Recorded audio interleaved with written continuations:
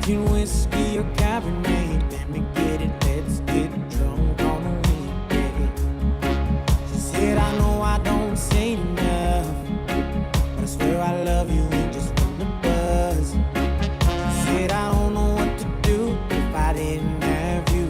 I said, I think about that every night and every morning. I fall all over again and again, and you don't even know it. Baby, if you're wondering when you hold me, if I still feel forever only, every night and every morning. I can see us in 50 years, rocking pointed vests, rocking chains. 'Cause baby, some love never fades.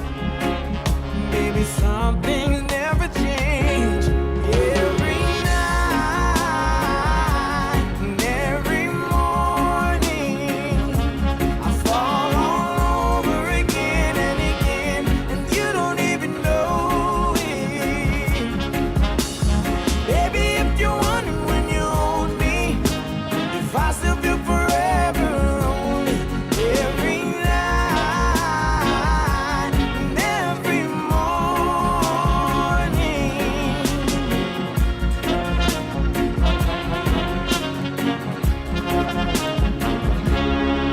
Said, I know I don't say enough, but I swear I love you just ain't from the buzz. Said, I don't know what I'd do if I didn't have you. Every night and every morning, I fall all over again and again, and you don't even know it. Baby, if you're wondering when you hold me, if I still feel forever only, every night and every morning, every night and every morning.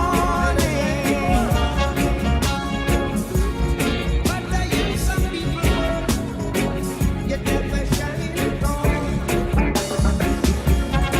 They say it's like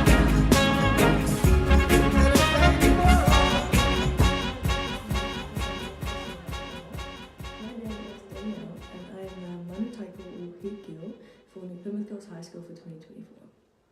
First of all, I would just like to welcome you all to the LEAD conference for this year. Even though I could not be there in person, it is so awesome to know that there are so many of you young people who want to be leaders. Leadership is far more than just a title. It is the way that we influence, the way that we treat others, and especially about the way that we express ourselves, even in tricky situations. Some of you might already know, but I'm from South Africa and only immigrated in the end of 2019. So needless to say, I had no idea what I was doing when it came to leading people in a new country. I did, however, know that I wanted to impact those around me for the better. I'm fortunate enough to have found Girls High, where I have the opportunity to lead people from all walks of life. With varying opinions and beliefs surrounding you, it can sometimes be hard to express yourself and lead at the same time. Well, I'm here to tell you that it doesn't have to be like that at all. I have made a point to stay connected to my people, to my roots, and express myself as the proud South African wahine that I am. By me being me unapologetically, I have shown so many students that it's okay to be different. And I hope that you realize this as well. So I encourage you all to find your passion and stick to it, to be exactly who you are, leading in your own unique way. I am confident that you are all capable of great things, and I hope today encourage you all to go against the status quo and be your own kind of leader. Ngā mihi. Welcome to our first annual leadership meeting.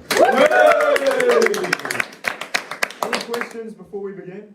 Jamie Boyd. Yeah, what is leadership?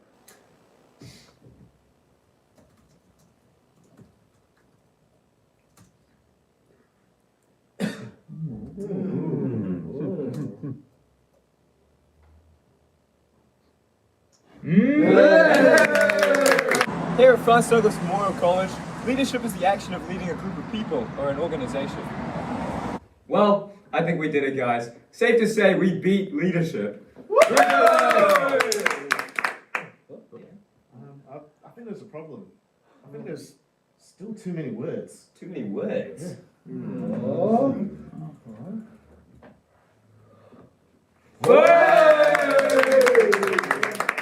Here at Franz Douglas Memorial College, leadership is the action of leading a group of people. Today I'm here with James Gray. What people do you lead and how do you lead them? Well, I lead the hostel through grace, prayer, liturgies, all that spiritual stuff. Jeremy Sinclair, as the captain of the First 15 and the sports captain at our school, how do you show leadership in your everyday life? So at the college, I like to set up sports matches for the younger kids at the school. In rugby, I like to lead my team through thick and thin, through the good times and the bad. Don't let the losses bring us down. I'm here with Zach Bernardo. What group of people do you lead and how do you lead them? So I lead the Special Character Council. That's a group of students who are more focused on service and the religious aspects of our school. And I lead them by fostering a community that focuses on inclusivity. Well, I think we did it for real this time, guys. Good catch by you, James. Now that we've eliminated some words, we include more people. So I think we really did it, guys. This is true leadership. Wait a minute. I have an idea. There's still too many words.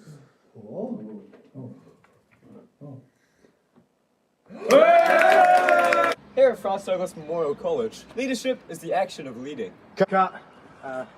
The leadership is the action of leading? That doesn't even make any sense.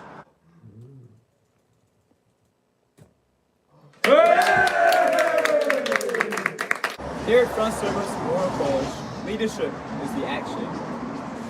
Today we're here with Sam Pan. In what ways do you action your leadership? Well, I action my leadership through hanging out with the year 7 and 8s in their playground every single lunchtime and morning tea and build connections. Kawaiki, how do you show leadership through the hostel? As a senior leader of Last Tower House at Franz Douglas Memorial College, I showed leadership by showing the juniors the lifestyle the boarders live. I helped them get organised and showed them what to do and how to do it. Leadership is the way. Hey Hugh. Hello. I was just wondering how you show leadership in your school and wider community. I think the best way to show leadership within your school and wider community is to really express yourself, take initiative, and do whatever you can to lead people and to be yourself while doing it. Don't conform to what other people want you to be. Be yourself and lead others. Kia ora everyone, my name's George Stevens. I'm Deputy Head Boy at New Plymouth Boys High School. So welcome to the Taranaki Youth Lead Conference, and I hope you take it all in today. Listen intently to whoever's talking to you and think of ways that you can apply what you're learning today into your real life and affecting those around you as well. Talking on express yourself, the main ways that I express myself is through my arty side. So I really like the arts and culture at New Plymouth Boys High School, so drama and acting and being on stage, that's what I really enjoy. And that's definitely helped me in my leadership journey, because when you're on stage, you're in a team and you have to learn and listen to those around you. And that's definitely helped me, I guess, be where I am today, because I think that the three biggest things, at least for me, that a good leader has is the ability to listen to those around them and take in other people's opinions. And another big tip that I would have to aspiring leaders is be genuine and be true to who you are, because it's really obvious when you're not, and people are more likely to trust you if you're true to who you are. And I think that's a really important part of being a good leader. Another one would be make the most out of other people's skill sets, because you can't do everything yourself and you're never going to be able to. So you might as well learn to ask for help from other people who are good at other things that you're not. Another tip that I would have for you aspiring leaders is be kind to those around you and listen to other people's opinions, because when you're kind to others, they'll definitely reciprocate it and be kind to you back. But yeah, enjoy the day, take in everything, and think of some ways that you can apply this to your school or wherever you're a leader of. Thanks heaps. Bye. Conference 2024.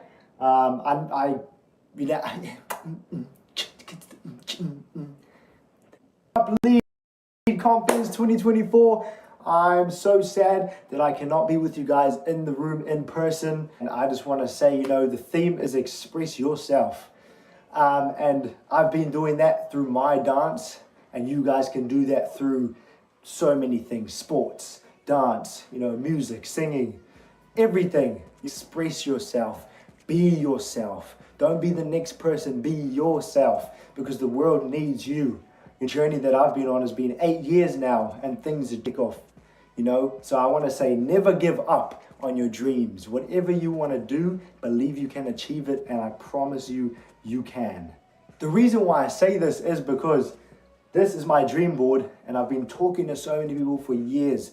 I've always been saying, man, I want to be able to do dancing in schools and travel and tour around different schools and down, around the whole world. And guess what? My new job that I've actually got, which just ticks every single box. I get to travel around New Zealand and Australia. I get to be teaching dance in schools, so they pay for my flights, my accommodation, my rental car, everything. They look after me, and all I have to do is go, express myself, go share my talent with kids in schools all around Australia, New Zealand, and in the future, Asia. So guys, I just want to leave you with one piece of advice, and the quote is, all work is working.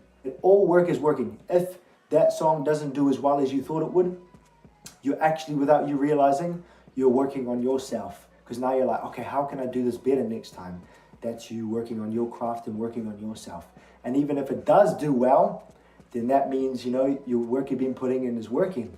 So all work is working. It's always working.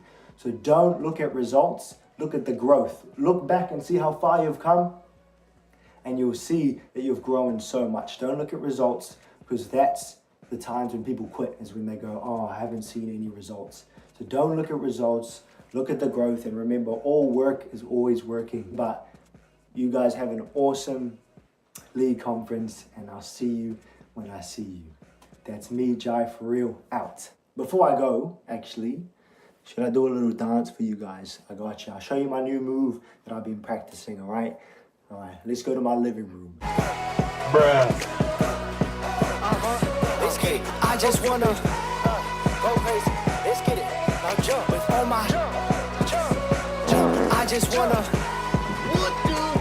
jump with all my bruh.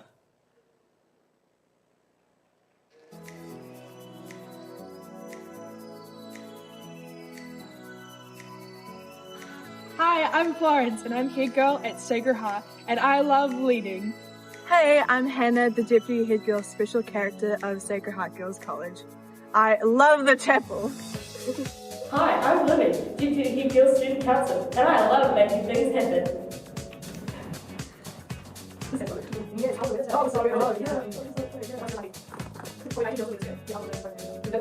Here at the college, we make sure everyone has something to do at lunchtime.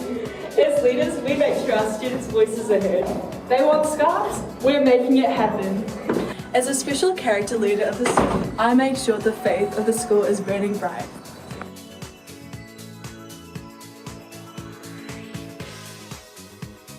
As special character actions with our parish, like Cecilia. Hello.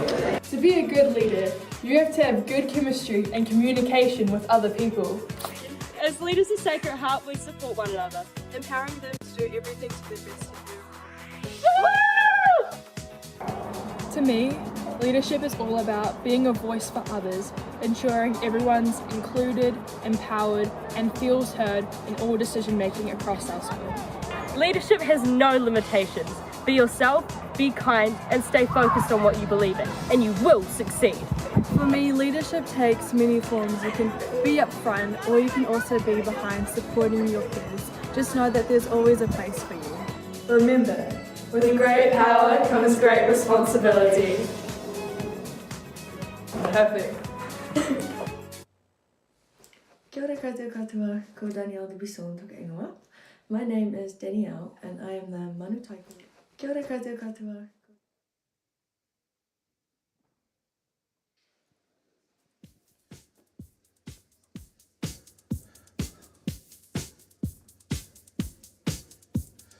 How you doing out there? You're good. Who just... What the... Was that you?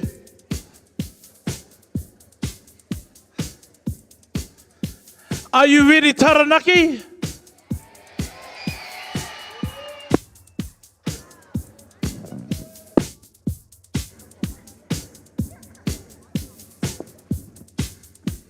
Are you ready, Taranaki? That was still average. That was still average. Are you ready, Taranaki? That's average. I'm an old guy, and I'm way better than you. Are you ready, Taranaki? All right. So good to see you here today. Welcome, no mai haramai, to the Lead Conference 2024. This is my 13th year. What an old guy, and I love it. I want to make a big shout out to my daughter from Highlands Intermediate, Kahurangi Haimona.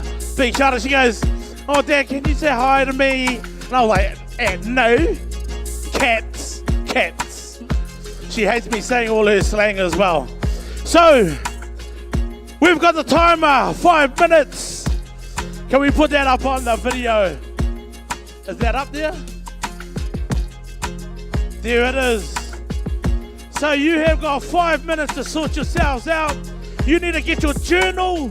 You need to get a pen. You need to get some lollies to give to me. And then also money. No, I was kidding. You need your journal, your pen, your drink bottle. All right, have you got your drink bottle? Psych, you don't need it. Because, mate, we are ready to go. Let's give a massive round of applause for DJ BB.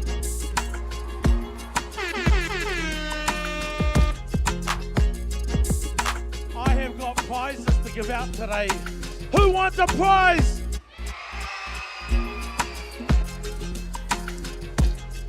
Are you guys still asleep or something? Because my 2 daughters can be louder than you, and they're girls, of course they can. Who wants a prize? Make some noise!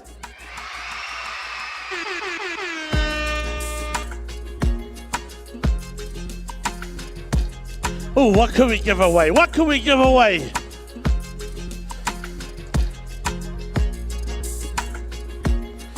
All right, let's go. Proudly brought to you by Taranaki Hardcore. Who wants a Taranaki Hardcore?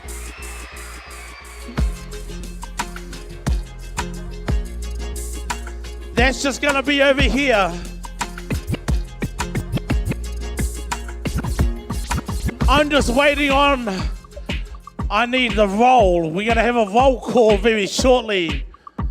When the clock comes down to 1 o'clock, 1 minute to go, we're gonna do a roll call. You know what a roll call is?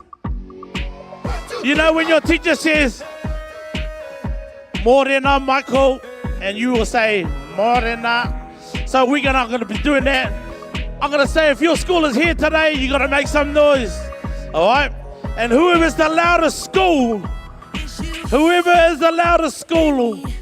I'm gonna pick one person out of that school to come up on stage here.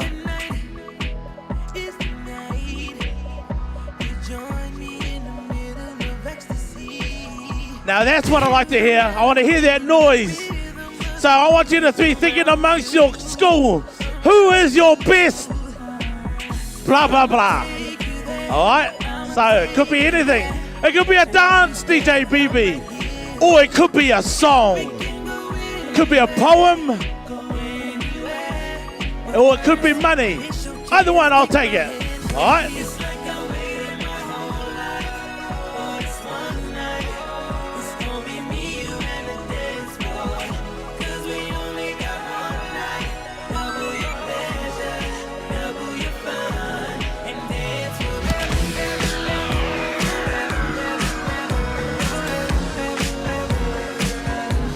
Oh yeah!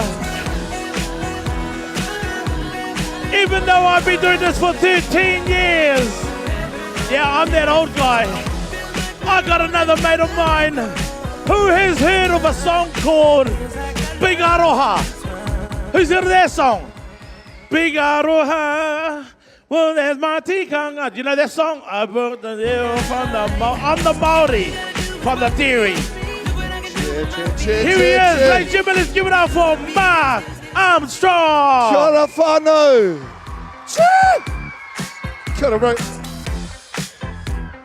Awesome. Cheers, Ash. What a good introduction, brother. Oh, you're welcome. And today's all about expressing yourself. How do you express yourself, brother? Nah, I don't. I just keep it cool. You know, just like my shoes. Just keep it cool. We're coming up to the countdown. Let's get the Kapaka group going. Right, hold on, wait. What school can I pick on today? Who can I pick on? Is this Omata? Nah, not you. What's that blue school up there? Devon. Nah, not you. Matua. Let's have the countdown, brother. Here we go. 10, 9, 8, 7, 6, 5, 4, 3, 2, 1. Yeah! Let's go!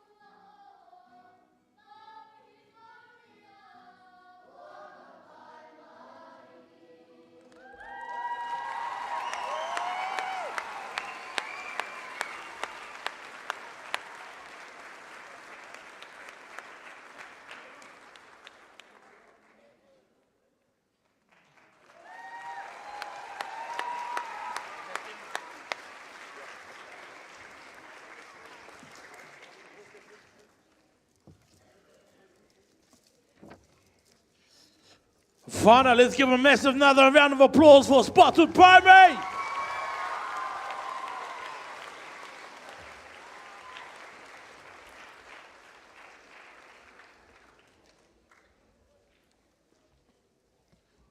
A tēnā rā koutou katoa e aku rahi koutou mai ngā hau e whānau mai hara mai. It's so good to be back here again. Who has been, this is their second time that they've been here? Third time? Oh. 13th Fourth time? Fifth? Lies. Because you'll be too young, you'll be still in your diapers. 13th time. Who's their first time here? Wow. First timers, love first timers. Matua Mark. Kia ora matua. Can we have one more round of applause for our amazing Kapahaka group? That's how you express yourself. Oh my God, matua wale. Matua manawa. What an awesome way to express. Wasn't that awesome, matua? Unbelievable, unbelievable. That's who we are, that's us. Who knows some of those songs that they performed? I didn't hear you singing. I didn't hear you doing the actions. Who knows kamate? Who knows that haka? I didn't hear you haka tautoko. I was on the inside. I was on the inside because those guys were awesome. Especially that young fellow who was the kaya. Matua Wali. Sheesh, man. That's our next rangatira, that one. That's right there. Hey, tell us what's coming up. All right, guys. Hold up your booklets, please, your journals. Yes, everyone's got their journal. This is your little Bible for the day. This is the thing that you will find in 25 years in your sock drawer, and you'll be like, oh, yeah, I remember that youth conference. Sock drawer? Oh, these kids don't even have socks. Ask my daughter. She doesn't have any. She steals mine. So we got the flow of the day happening today. We have got so many things happening. There's spot prizes. There's inspirational speakers talking about how we express ourselves in the infinite ways that we can express ourselves through our music, through our culture, through our art, through speaking, through resilience, through how you dress when you got styles like this guy, you know, and how you talk to people. So it's all about expressing yourself. We've got a couple of speakers coming up first. The dudes from Attitude are always amazing, talking about resilience. And then guess what? We've got you guys a free morning tea. Who likes free food? Yes! I like free food. I like free food. And that's another way we can express ourselves, through our food, through our kai, all that sort of stuff. So we're going to roll on through. We've got we've got Pop Rocks from Highlands Intermediate here. Let's hear for Pop Rocks. Yeah, yeah. We got Brain Damage from Boys High. They're going to play through lunchtime. And we've got the beautiful cultural group from Girls High also giving you performances. So it is packed today, ladies and gentlemen. I would like to give a big shout out to the person, we did a competition across Taranaki who could design this cover, and I'd just like to shout out and bring up now the winner of the competition. That beautiful rainbow cover that you see there was designed by Miss Ossie Maddox Rose. So if Ossie, she could come up, please. Let's hear for Ossie, and under the guidance of Fire Cat. Have we got a prize for Ossie, Fire? We must have a prize for Ossie. So she designed this beautiful cover, and Fire Cat, her teacher, helped her put it all together and make it look beautiful for you guys today. Yo! Shot Ossie. Well done, buddy. Awesome. You gonna shake your hand or you just? Oh no, I'll give you a 5. I see Ossie every day. Let's give a massive round of applause. Hey, there's prizes, Matua. There's prizes. So there are actually spot prizes. So there's some out. Well, I think we've got four vouchers. We got one now, bro. We got one now. Yeah. Why not, bro? Why not? Let's get the prizes happening. Okay, so if you check under your seat, you might find something there. If you have got something there, please hold it up. Please hold it up. And if the seat's empty next to you, check that one too.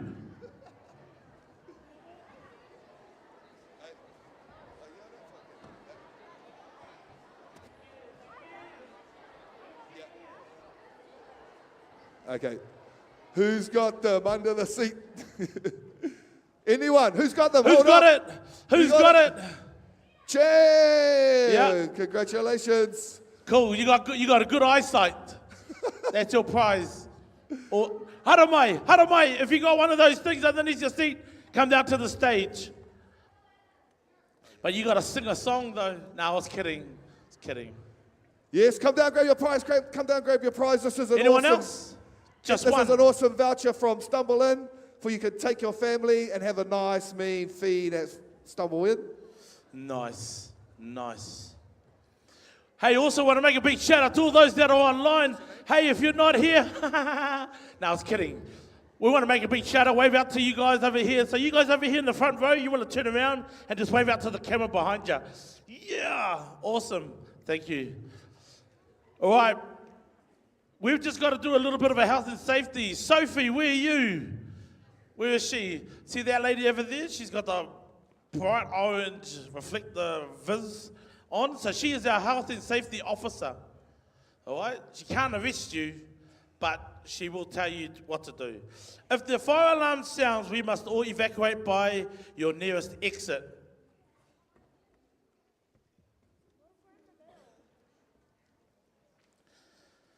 Do not run, help each other. In the event of a significant earthquake, what do? Drop, cover, curl, hold onto the seat that's what you're sitting on. When the shaking stops, follow instructions to assemble at the emergency assembly point on the top field. Over there. Do not leave this property. The drive will be closed to all downward traffic to allow for the safe arrival of emergency vehicles. Cool. We got that out of the way.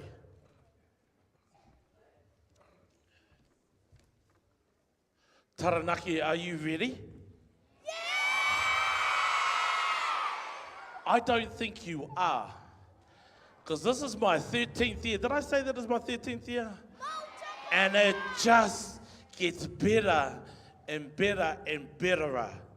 So today, with our speaker coming up first, his mission is to communities and whānau to build Aotearoa's most resilient generation yet. Phew, I like that. We desire that every young person would leave an attitude presentation feeling inspired and practically equipped to make healthy decisions both now and in the future. So Taranaki, make some noise for Alenzo!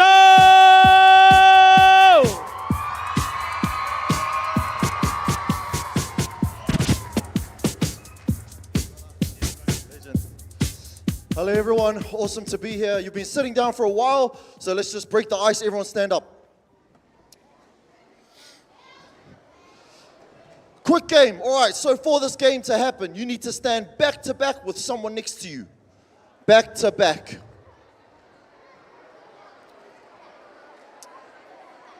Yeah. If you're an odd one out, just make like an awkward little triangle. You'll be sweet. So 3 people. All right, so here's the game. When I say go, with one hand, how many hands? You're going to turn around and slap the, no, I'm kidding. You're going to turn, I'm kidding. You're going to turn around and you're going to put out a certain amount of fingers. It can be none, it can be up to 5. The winner is the person who counts all the fingers first. Does that make sense? So if I choose 2 and they choose 4, the answer is, there we go. Ready? 3, 2, 1, go. All right, reset, back to back. Some people didn't get the brief, all good. All right, we'll try it again. 3, 2, 1, go.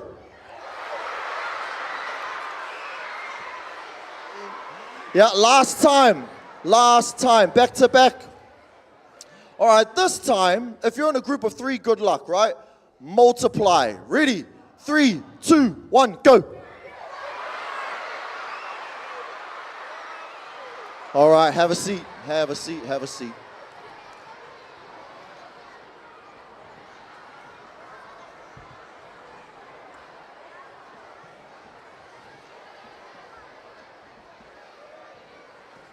Awesome. If you won, mean. If you lost, shame. All right, so yeah, it's a real privilege to be here today. My name is Alenzo. I work for this organization called Attitude. And what we do as we travel all around the country, we talk about health. Everything to do with health. We talk about bullying, we talk about drugs and alcohol, we talk about mental health, we talk about puberty, everything. So as year 6s, year 7s, year 8s, whatever high school you end up in, you're going to get an attitude talk, right? So great to be here. My name, as Sir said, is Alenzo. Can everyone say Alenzo, please? Alenzo is my name. I like to get people to repeat my name because people often butcher it. I walk into schools and people are like, oh, it's Lorenzo or Alfonso. Bro, yesterday I was at a school.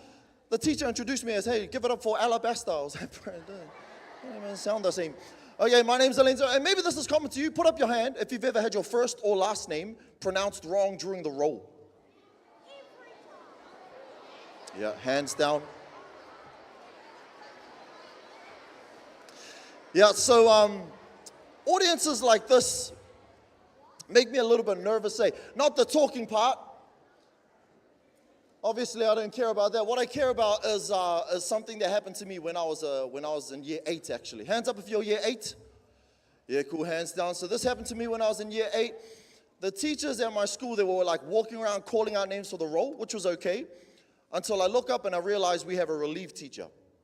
So obviously he doesn't know who I am. The problem is the teachers at my school could not pronounce my last name. Yeah, my last name is Tamatoa. It's not even that tough, but the teachers at my school couldn't read it off the page. So I remember we look up, I realized we have a relief teacher. I'm like, oh, this guy's gonna butcher it, man. The problem is he's loud in front of everyone. My name's Alenzo Tamatoa. He's like, Alenzo Tomato. Bro, that's not even the bad part. He's like, Alenzo Tomato. Has anyone seen her? Oh. Nah, you, her. All right, my name is Alenzo. I am Niuean by heritage, but my whole life I've lived in Auckland, born and bred in Auckland, and it's awesome to be here in the Taranaki being able to share these messages. That being said, today is not about me. Today's presentation is called BAM. Nothing. All right, sweet. So today's presentation is on leadership. All right, let's pick up the energy as loud as you can. When I count to 3, scream leadership. Ready? 1, 2, 3. Yeah, energy.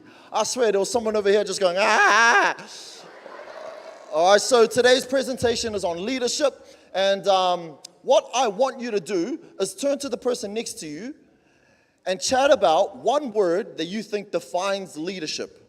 Chat about a word that you think defines that. Go.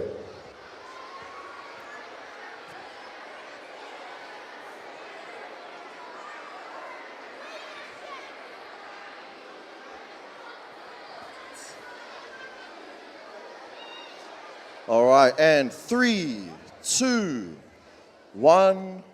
Awesome. All right, so I won't ask for answers because there's so many of you, but I heard a few different answers, which is great. For me, I reckon leadership comes down to one word. And I learned this from a young age. I'll share an example of when I figured this out for myself, all right? So I remember when I was younger, now I'm much more responsible, but when I was younger, I was the type of person who if someone said I couldn't do something, I'll try my best to prove them wrong. Right, so in kindergarten, the teachers would be like, you can't eat the sand. I'd be like, oh, yo, like I was that kid. So I remember we were watching the Olympics, which has just happened, and we were in class, and it was the gymnastics section. People doing backflips and all this stuff, and my mate turned to me, he's like, bro, you can't do a backflip. Automatically, I'm like, all right, sweet, I'll try a backflip. Now, I know if I just jump, I'm not going to jump very high. Right? So in every school hall, there's like a stage, And I'm thinking, if I jump off the stage, it will give me more time to land. Science. All right, so I climb up on the stage, and my mates are waiting down the bottom. They're like, go, go, go, go. I'm like, yeah, sweet. I flip off, I land on all 4s. Now, most people would be like, that was dumb, don't do that again. My dumb brain was like, I nearly did it. If I try it again, it will work. So without thinking too much into it, I climb back on the stage and I flip off. Now I stumble, but I land the backflip. Now, wait, I am not an acrobat, right? I am just brave enough to fluke it one time. However, for my friends, they think I'm this gymnast now. So the whole day they're treating me special, like the MVP. And what we'd always do after school is we train and then like chip in the coins we had and get fish and chips all the time, right? Today, I thought I'd try my luck. I was like, boys, we always eat fish and chips. Let's go somewhere else. They're like, brother, we can go anywhere. I was like, actual. They said anywhere. So you know how in Auckland we have the Sky City? Yeah. You know those restaurants at the top of the Sky City? Yeah, not there. We went to KFC. So KFC's up the road from my school. We walk up. It's packed out. I'm thinking, all right, let's just go somewhere else. My mates are like, we can go somewhere else, or you can do backflips. I'm like, why? One of my mates is like, bro, they might serve us faster. They'll notice us. Another one of my friends is like, yeah, do some backflips. You'll get free food. I was like, you didn't even work here. How do you know? But here's the thing. I know this is a dumb idea. I don't want to do this. But in every friend circle, we all have one friend, right, who like sparks up these ideas and then they laugh it off like it's not them. Hey. So this one guy, he looks at me. He's like, bro, we all have this one friend. He looks me dead in the eye. He's like, brother, do it. And then he's like, oh, no. But it's too late. All my other mates have heard this chant. They want to start chanting too. In the middle of KFC, they're like, do it. All the people in KFC, they don't even know what's happening. They're like, yeah, do it. So now, I know I can't do this flip, but I don't want to let anyone down. So without thinking too much into it, I'm like, you know what, bro, who cares? I fluked it the first time. Maybe I can fluke it again. So I jump. And I start to realize I don't jump high. And that's because the first time I jumped off the stage. This time I just jumped. I started to panic, and in the panic of what was happening, I just closed my eyes. And surprisingly, I landed the backflip. Yeah. Unfortunately, I landed on my face. What I said, every other school is like, oh, you guys are like, ha, shame. Okay, I knocked myself out cold. I was out cold. Now, here's what I clearly remember about the scenario, right? Even though I was a little bit dazed, I clearly remember this point here. I remember waking up again, looking up at my friends, and my friends are looking around like, and no word of a lie, one of my mates is like, don't worry, brother, I got you. And he chucks a backflip too. Another one of my friends is like, all right, sweet, that's what we're doing. He chucks a backflip also. Another one of all my friends just backflip. They all backflip. Now, two of them bail heavy. The rest of them just bail enough to laugh it off. And everyone in KFC is like, what are these idiots doing? Now, here's the thing. Obviously, that was a fail for all of us. But when we talk about this concept of leadership, to me, in that moment, I remember this one word being so strong, it really determined what leadership was for me. Because in that moment, leadership looked like being an influence. Everyone say influence. And I think of all these great words that we have to describe leadership, influence is the key word. There's this leadership expert. His name's John Maxwell. He says leadership is influence, nothing more, nothing less. So whether you have a badge that says you are a leader for your school, or whether you're the person who just starts all the things that happen in your friend circle, whenever you get into a team environment, if you're the person who puts up your hand, right? If you're just the person other people like to hang around, if you have influence, you can be a leader. And everyone can have influence, right? So the idea is, at some point, in something, we can all be leaders too. Yeah, and so that's what I want to talk about today, that type of leadership. And to do this, I want to break this up into a few different categories, right? So there's research done by this guy named, Thomas Erickson. And he talks about these different types of people that create different types of leaders, eh? And so I don't have slides today, so you're going to have to help me out. Oh, I do have slides. Let's go. Thank you. The first thing is this one here. Right, we're going to look at which color you are as an individual. So I'm going to break it down even further. Sorry, can I get the next slide, please? The first thing, everyone repeat after me, relationship. Okay, are you relationship focused? Do you care about other people? The next thing is Task. Everyone say task. Okay, so do you care more about getting the task done than you do about the people that you care that you lead, right? That's something to consider. The next thing, even further, is an introvert. Everyone say introvert. Are you energized by being by yourself, or are you an extrovert? Everyone say extrovert. Okay, are you energized by being around other people? Yeah? So, here's what I want to do today. I want to unpack these different things, merge them to see which one, to help you figure out which person you are, which color you are. Now, here's the thing. Research says 5% of the world are one color only. 80% of the world are two colors. The rest are three colors. Nobody can be all four colors, all right? Now, I know you might be sitting there thinking, as I speak, you might be listening like, oh, that's me, I'm all four, I'm the avatar. Okay, no, relax, all right? But what I want to do is unpack these things to help you figure out your color. The first thing being this thing here, relationship. If you are focused on relationships, but you are an extrovert, it's highly likely your color is this one here, yellow. So if you care about people heaps, but you're also energized by being around people, then your color is yellow. Sorry, can you go back one? Yeah, so inspiring, loud, and outgoing. Yellows are the type of people you can hear before you see.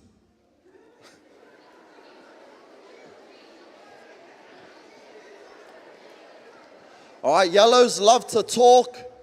They love to bring the vibes. They're always focused on bringing the energy, really charismatic.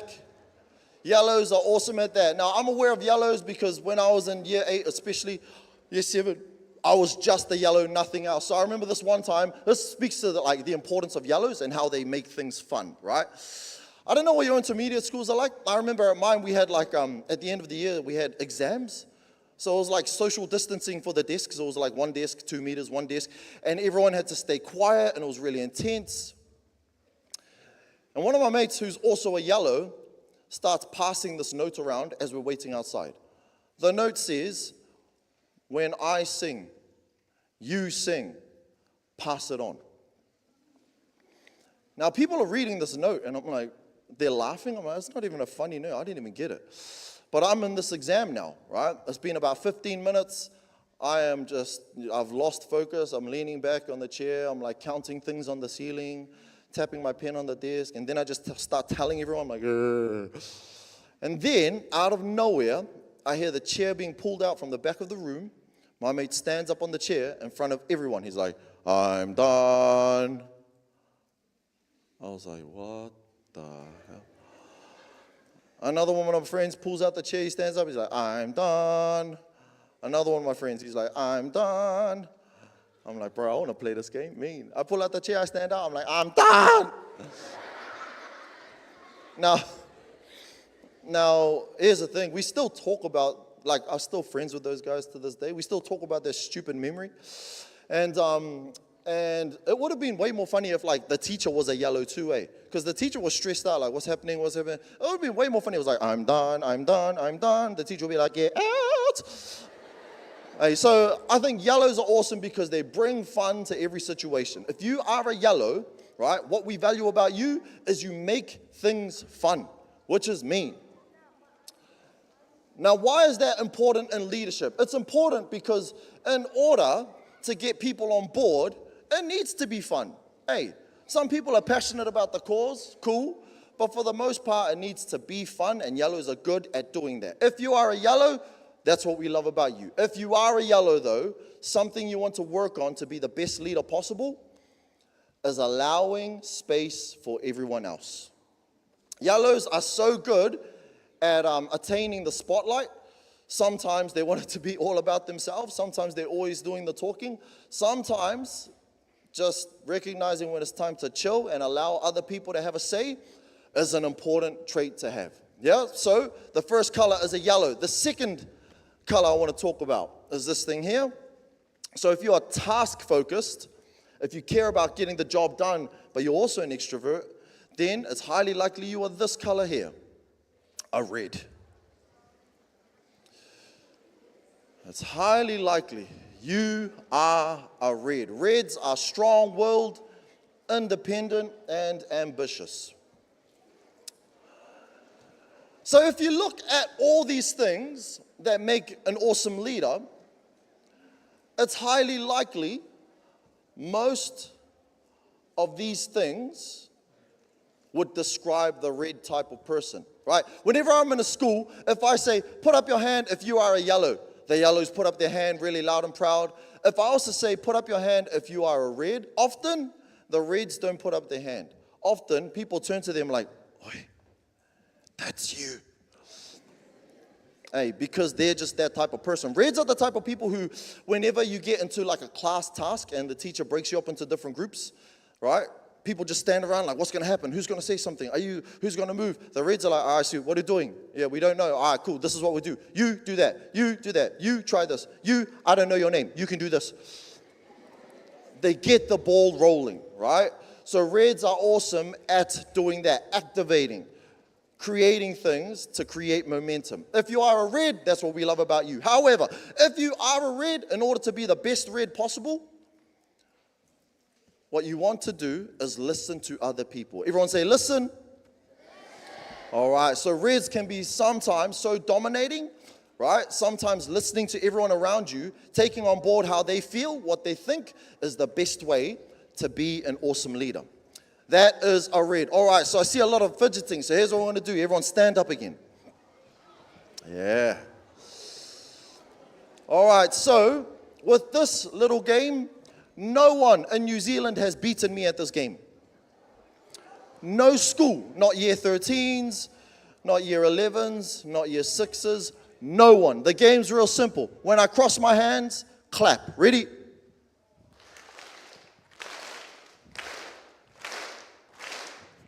That's the game. Okay, so you have 3 tries to win. First try is real fast. Ready?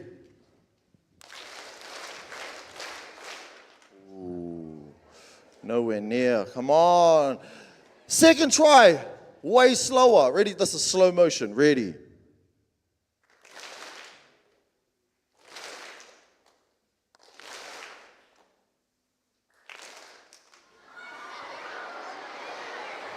Unlucky. All right, last try. I want you to win, Taranaki. Ready? So I'll count you down. Ready? 3, 2, 1. Yeah, fail. Sit down.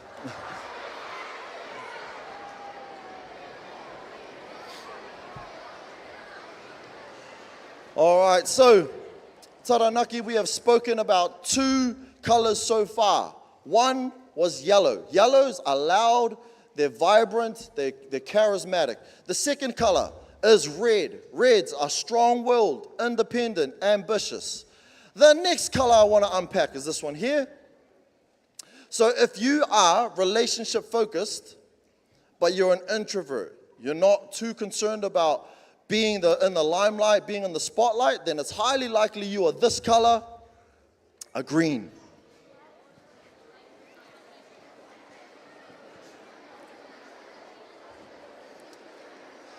All right, seems like there's lots of greens in the building today. Okay, so greens are supportive, respectful, and pleasant. In my opinion, you know what? Greens are really kind-hearted and they care about everyone else. They make the best friends. Now, if you think this is you, if you think you're a green, stand up. If you think you're a green.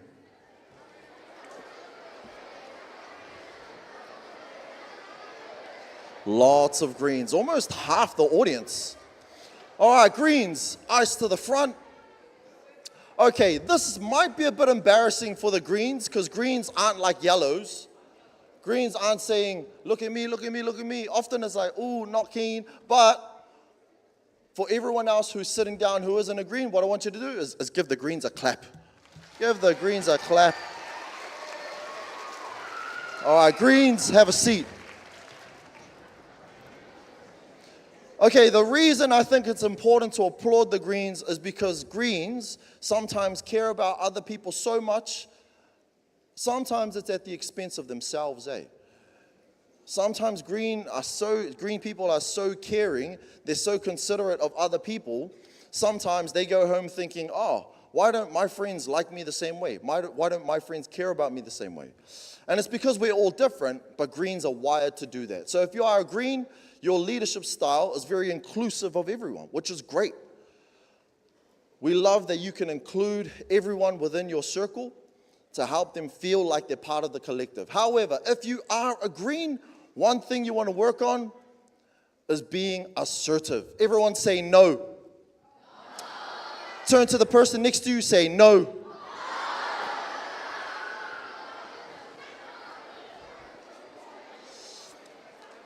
All right, Taranaki, this is important, all right? Because sometimes, as I said earlier, greens care for others so much, sometimes they don't want to let people down, so sometimes they just take things on board, like, all right, sweet, yeah, I'll do it, even though it might be a bit overwhelming, right? So learn to say no. However, right, pick your moments, okay? If someone's trying to, like, take advantage of you just doing all the work or being really friendly, then sometimes being like, yeah, nah, I don't think that's cool, is a good thing to do, eh? Do not go home today and your parents are like, what did you learn at this conference? And you're like, no. Okay, no, that's not how it works. But I think if you are green, sometimes, right, sometimes being assertive can help. My little brother, he's 1 year younger than me, he is a green. And as I said in school, I was a yellow. So my little brother just struggled to push back when it came to things like, you know, just trying to, if I'm being honest, I used to take advantage of this, eh? So we'd go to school, I'd eat my lunch in the morning, he'd wait for lunchtime, I'd be like, bro, I got no lunch. He's like, where's yours? I'm like, I ate it. And he's like, so why are you coming to me? I was like, can I eat yours too?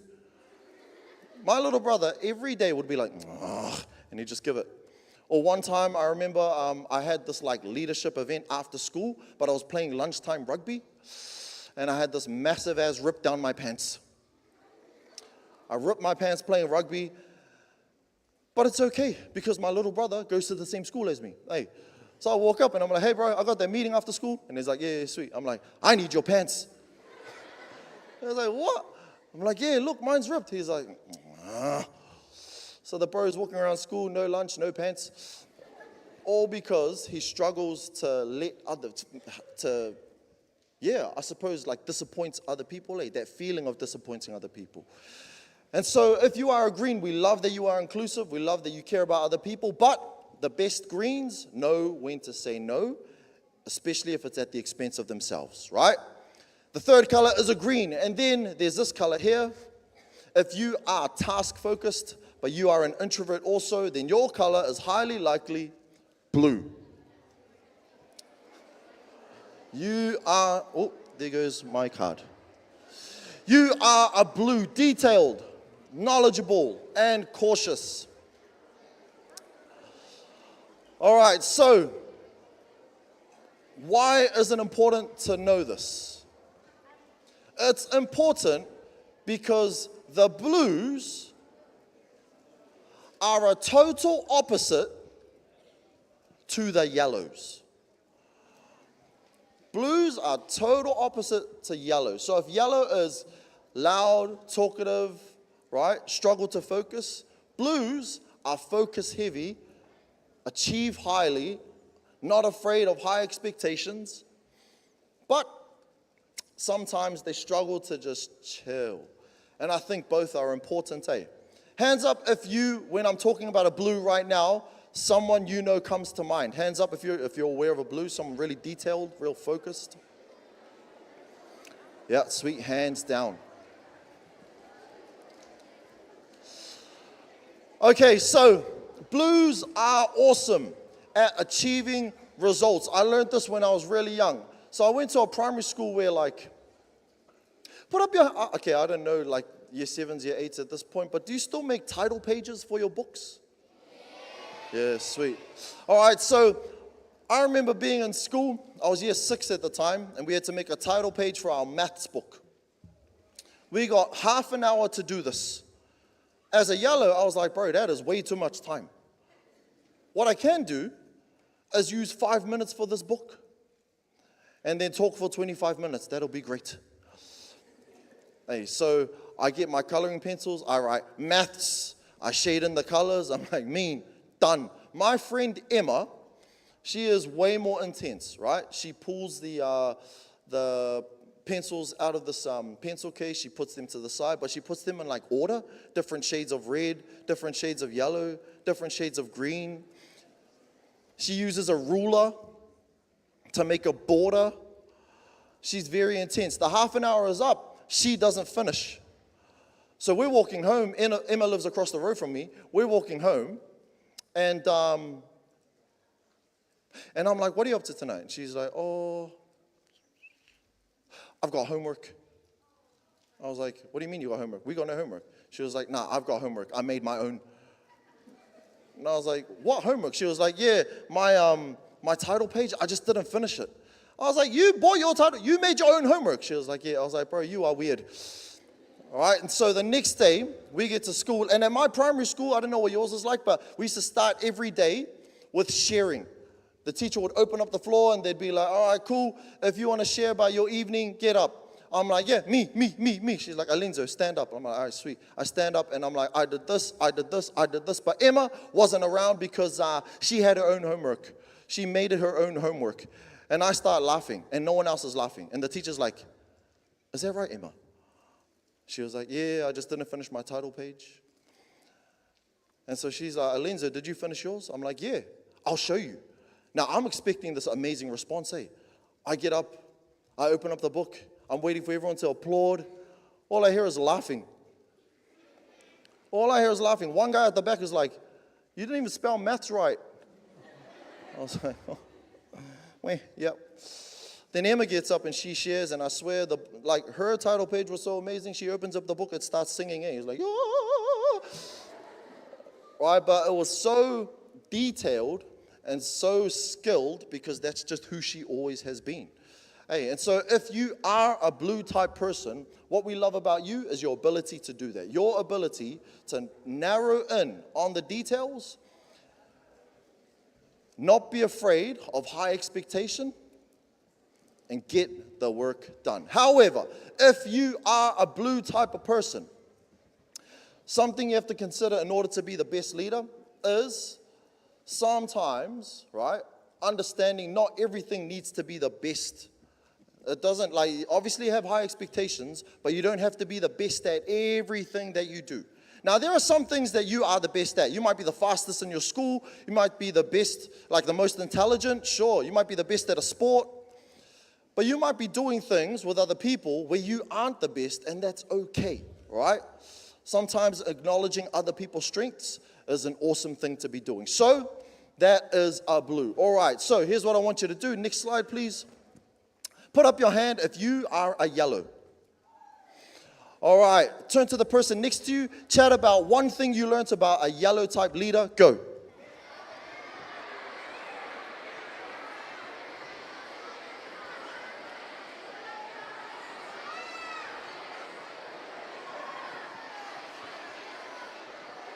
All right, put up your hand if you are a red.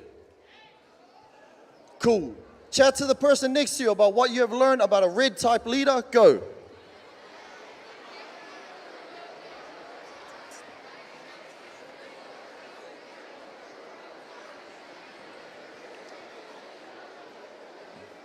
All right. Put up your hand if you are a green. Awesome. Turn to the person next to you. Chat about the green type leaders. Go.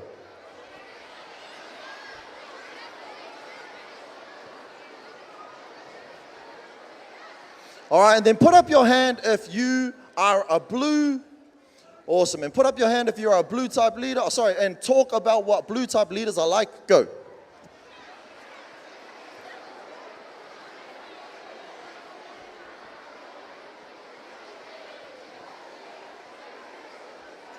Awesome stuff. All right, eyes to the front, please. Great. So, we've talked about 4 different types of people that can then in turn influence 4 different types of leadership. But regardless of who you are, right, I think the main thing you remember is the word influence. Everyone say influence. Because I reckon if you have the ability to influence, you have the ability to be an awesome leader. Never forget that. All right, I've got one last thing to talk about at the end of the day. And so I'll see you guys then. I look forward to it. Enjoy the rest of the day. It's going to be awesome. Thank you so much for having me. Cheers. Let's give it up for Lenzo! How good was that? How good was that? Who is a blue? Who's a blue? All right, stay away from you. No, I was kidding. Absolutely fantastic. Hey, here's a message going out to the people out there online. I've got a question for you online. Now, I want you to message on the YouTube link or text this number 0217661114. One more time, 0217661114. Now your question is, what is one of the colors, the 4 colors that was mentioned in Alenzo's presentation? So text it in, first answer in, not you guys here, but the guys on online, message in, and your school will get a prize. All right? Absolutely fantastic. So, message in. Who we got up there? Ava. Who? Ava. Huh? Ava. I can't hear you on the microphones. No? What about now? Now? What about now? No. All right, Ava, we need a mic. We need a mic for Ava. Give it to that lady over there. Everyone can say, hi, Michelle. She doesn't like this. I don't care. All right, are you on? Going? Yeah, there you go. Ava, can you find someone, please? Anyone? Quickly. What's your name? Keon. Etu, stand up. What school are you from? Stratford Primary. What school? Stratford Primary. Foo, Stratford. Waka uarangi. All right, here's your question. Task. What color was Task? Red. Red, was it? Is he right? Awesome. Let's give him a prize. Has he got a prize? Is there a prize? There you go. Let's get someone else. Over on this side. Ava, run on this side.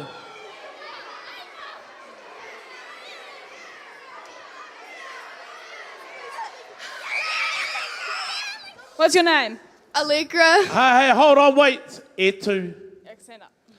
What's your name? Allegra. And what school are you from? Fitzroy. Fitzroy School. Oh, your principal is Mr. Larkin, eh? Yeah. Oh, it's not your fault. All right.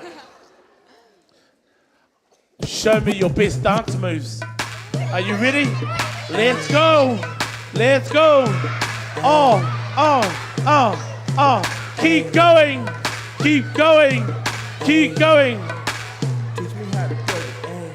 Don't you know how to ducky? Do you know the ducky? Oh, you're too young. Do a dance. What is... Keep going. All right, sit down, Allegra. Find someone else, Ava.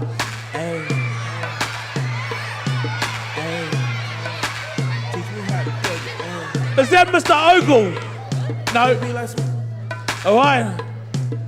What's your name? Libby. What school are you from? Wellborn. Wellborn School! Your principal is Mr. Ogle, isn't he? No, shame, wrong school. Mr. Carr. Right. Show me your dance moves. Let's go, Abby. Libby. Yeah, keep going. Let's give her a prize. Sit down, Libby. Sit down. Let's get one more.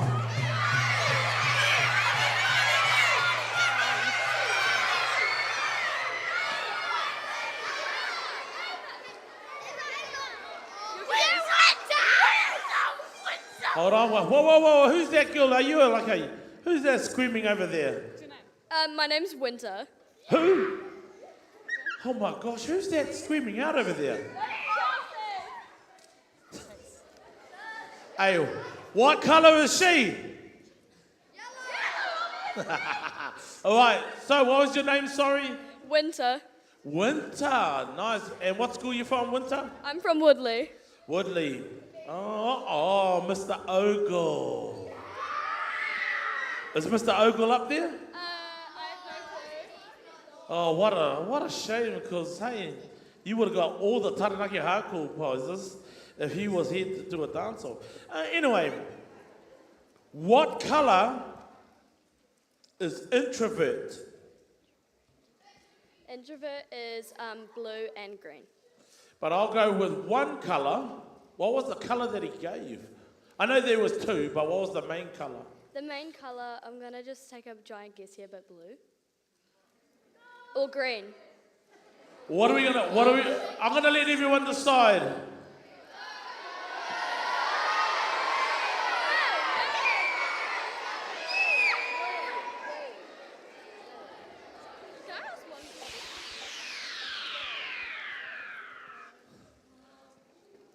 So I'm going to go with the colours that he said.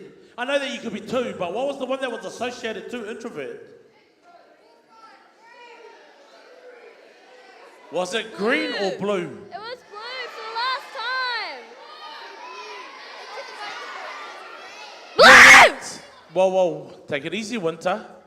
Take it easy. You have that prize. Good on you, my girl. Give her the prize. Thanks, Ava. Let's give everyone a round of applause. Matua Ash. Pardon? Matua Ash, can I dance with my friend and get another prize? Hold on, wait. No, sit down. Sheesh. Hey, and the online winner goes to Vincent Sharp from Pembroke Primary. Won the prize. Well done, Vincent Sharp. I'm going to call upon Mark.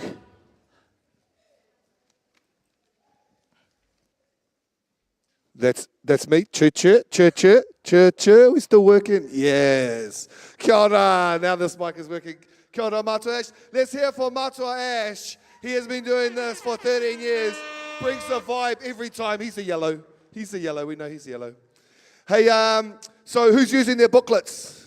Okay, that's where the prizes are going to come from when you write your thoughts down in your booklet. Every speaker has their own page. There's some wakatoki on there.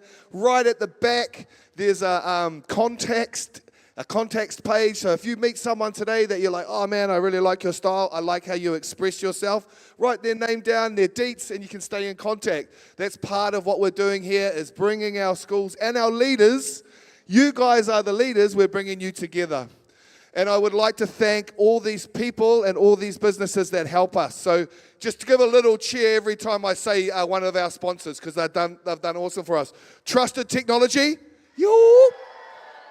KDJ Catering. They've given you your food, your free food. Yes. Taranaki Hardcore for the hats and the stickers. Cheer. Rico Taranaki for printing our booklets. Yeah. Okay, actually, now just hold it to the end. Novotel, Forest 360, New World, Stumble In, Woolworths, The Green School, New Zealand, Todd Energy, Taranaki Rugby, the Mountaineers, and Marcel's. Ladies and gentlemen, let's hear for the sponsors. Thank you. Without them, we wouldn't be able to put this all together and give koha to these beautiful people who have come to speak and inspire you today. Speaking of people who have come to inspire you today, I want to introduce this man. Oh yeah, that's your baby. Here we go. So this man, who expresses themselves on the sports field? Who expresses themselves with sport, yeah? Great way to express themselves. When this man was at the peak of his fitness at 25 years old in Hawke's Bay, he was playing top rugby. And then a freak accident dislocated his neck and put him in a quadriplegic state. So he could not move. He had to dig right down deep, because when something is taken from you like that, when something's taken from you, you have to find something else inside you. When the forest burns, all the new green growth comes up. And this man has search deep into his inner warrior. He is an author. He is a motivational speaker, and he is an exceptional man to listen and talk to you today. Can we please put a massive league conference welcome together for Mr. Wayne Forrest, Inner Warrior. Cheers. You got it, bro? I got you. Got it, my top.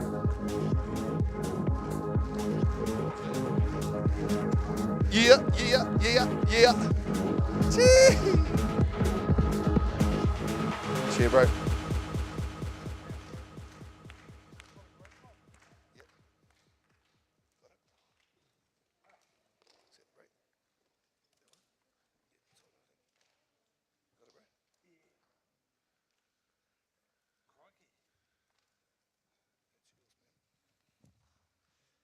Crazy.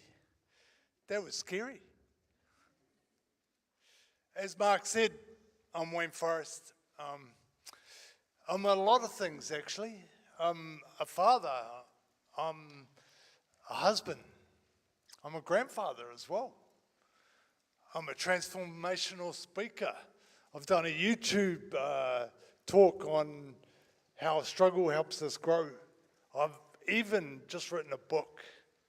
And for a dyslexic boy who didn't do too good at school, that's pretty cool. To share today, I'm just going to move around a little bit so I can see. It's a bit scary up here, see? Probably should have stayed down. Oh. Be a long way to fall off, eh? Mate, can I go down on the floor? I reckon it would be better.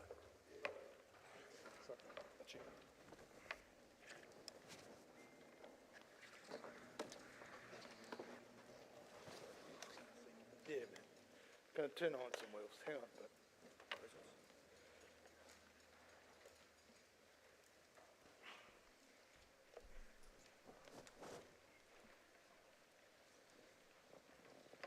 Sweet.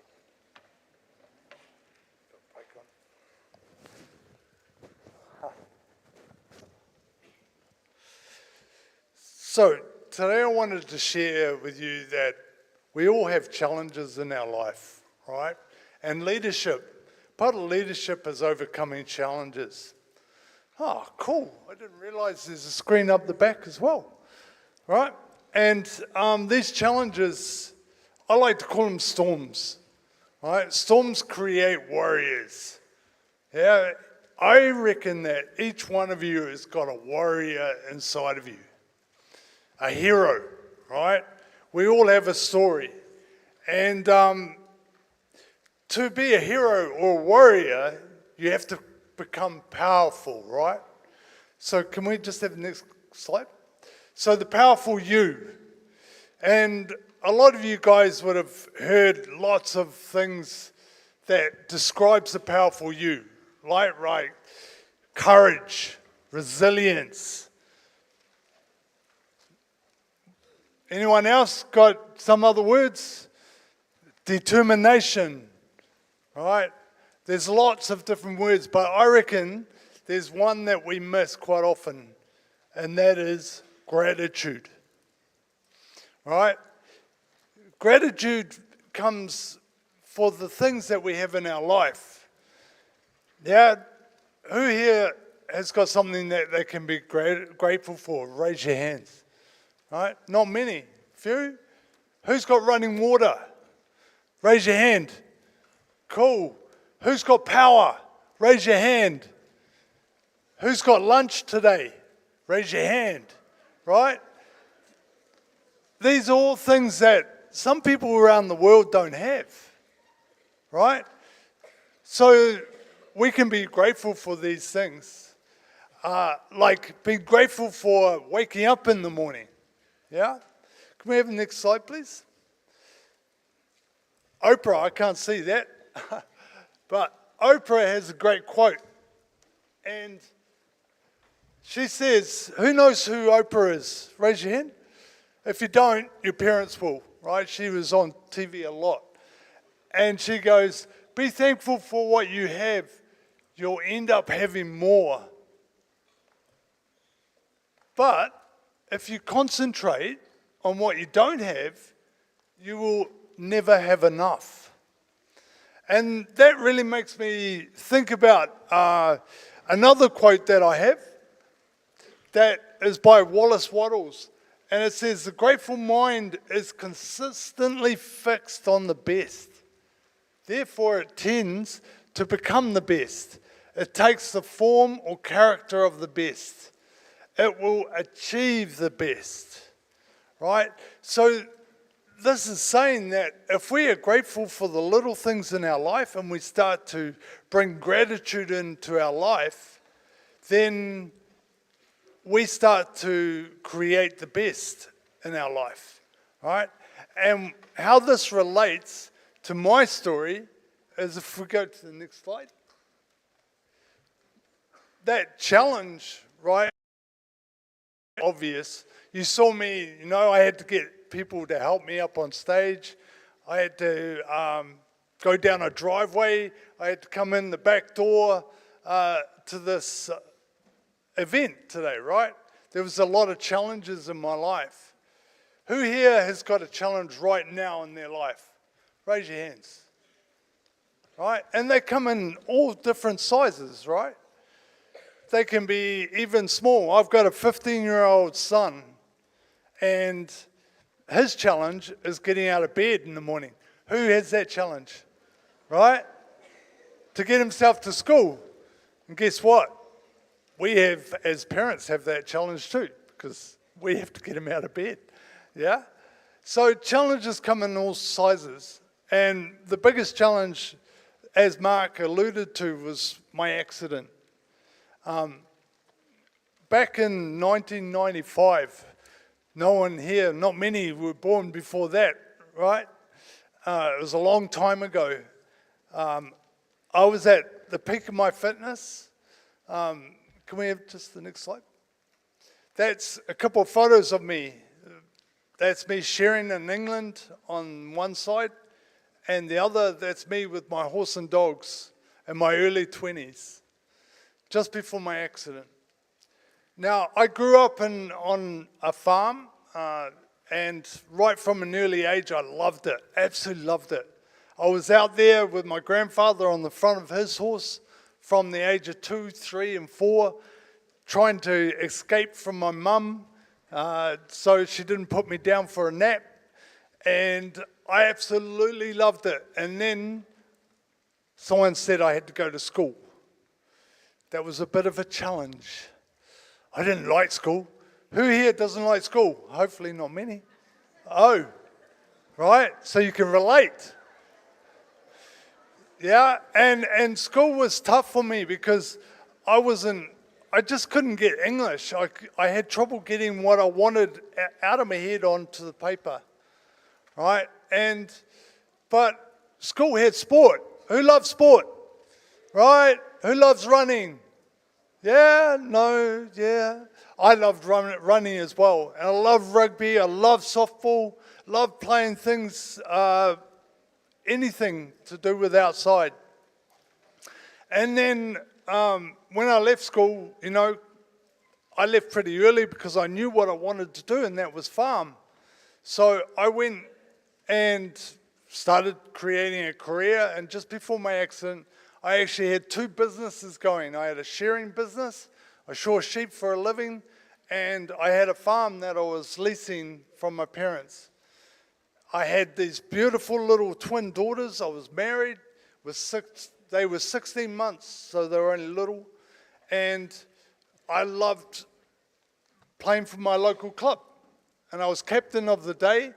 And on this particular day, right in the last minutes of the game, I took the ball into contact and ran into 2 big burly fellas, but like Matua Mark, and bang! All of a sudden I couldn't breathe. I couldn't even yell out help. And the pain in my neck was incredible.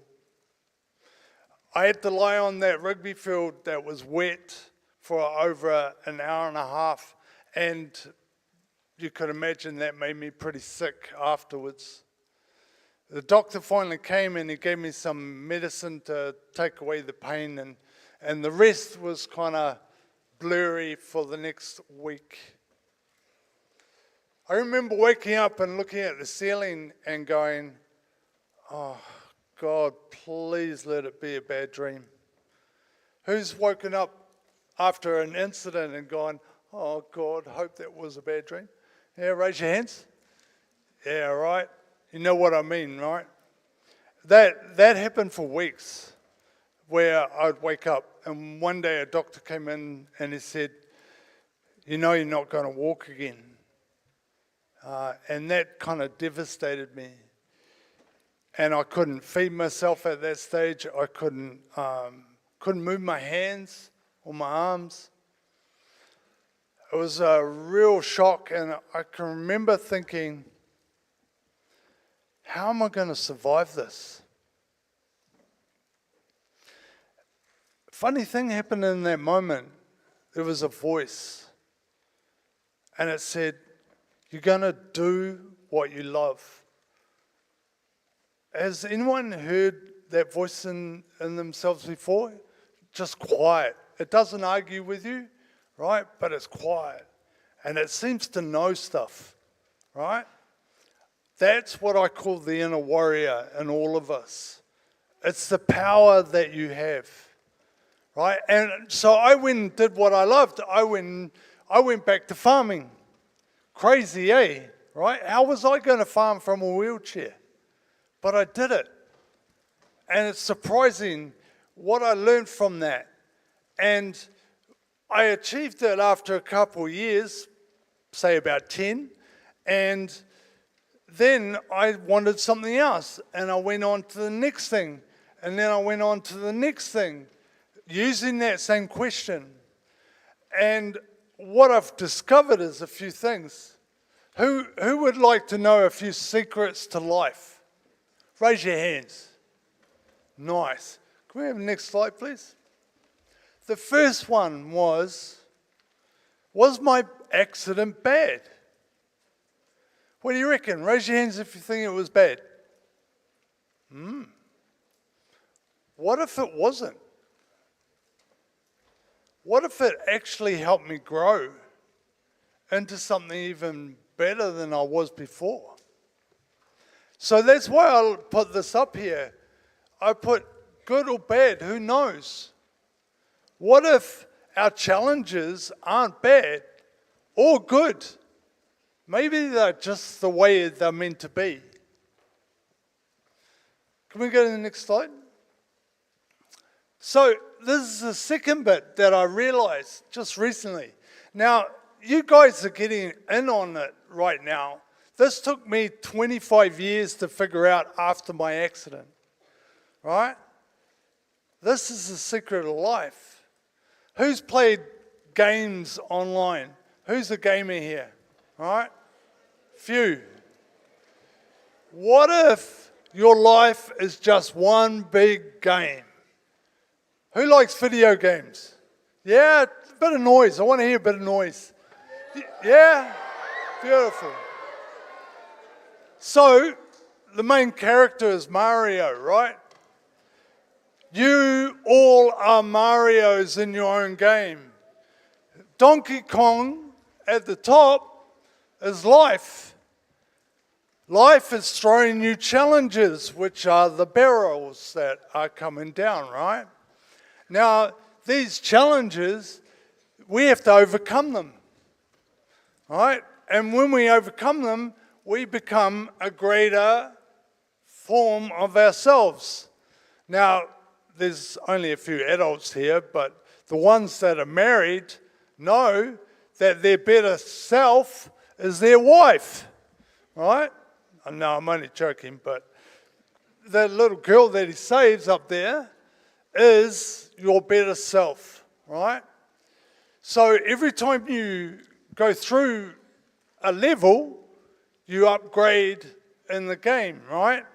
because you've overcome the challenges and you become a better form of yourself. Can we go to the next one? And then, of course, we go to a new level. Let's say the first level is where you are right now, primary school or intermediate, whatever year you are. You've got challenges in this year. The next level of your life may be college, right? So you will have new challenges in that level. Yeah? Who thinks that this is a good idea? Good way of looking at the game? As life? Oh, I hear a yawn. That sounds like it's challenging. Right? So we upgrade. And those gamers, who's the gamers here? Raise your hands. Now, you gamers know that you have to fail to win the game, right? Yeah? So every time we are challenged, if we look at failing as a good thing, we learn how to overcome the challenge, right? By failing. If we go to the next one. And this question is the most powerful question that you can ever ask yourselves.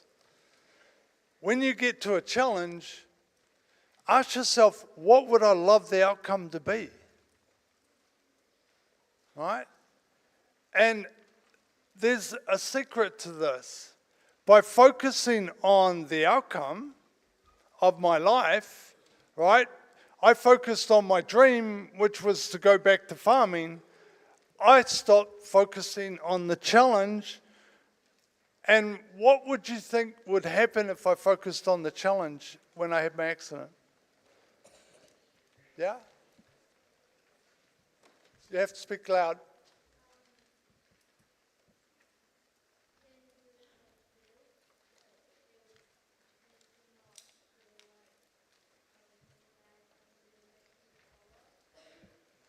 Yeah, you're on the right track, right? I would end up focusing on what I didn't have, right? I'd end up focusing on not being able to walk, run, use my hands easily. And do you think that might make me angry, depressed, frustrated? Raise your hands if you think that might happen. Yeah? See, this is the thing. If we focus on the challenges in our life, we end up getting stuck in those challenges. But if we focus on what we would love the outcome to be, we end up creating what we would love. Yeah? So if we go to the next slide, please. There's 5 rules to the game of life, I reckon. The first one is go big, right? The people that I see that have gone big in life, they've changed the world. So when you ask yourself, what would I love? Go big. You've got nothing to lose, right? The second one is write down your dreams. Who's heard of Matthew McConaughey? You know, the actor, good-looking fella, right? He's written a book called Green Lights, and he's written in that book that he wrote down everything about what he wanted to achieve, that was being a model, actor, even the amount of money he was going to earn at college before he even did it. So write it down. Whatever you want, write it down. I've got a quote that says, ideas are like slippery fish. If you don't gaff them with a pen, they will swim away. Right? So you want to write down your dreams, your goals, because if you don't, they'll swim away and you won't see them again. Right? The third one is keep making little steps towards your dream or goal. You know, like Sir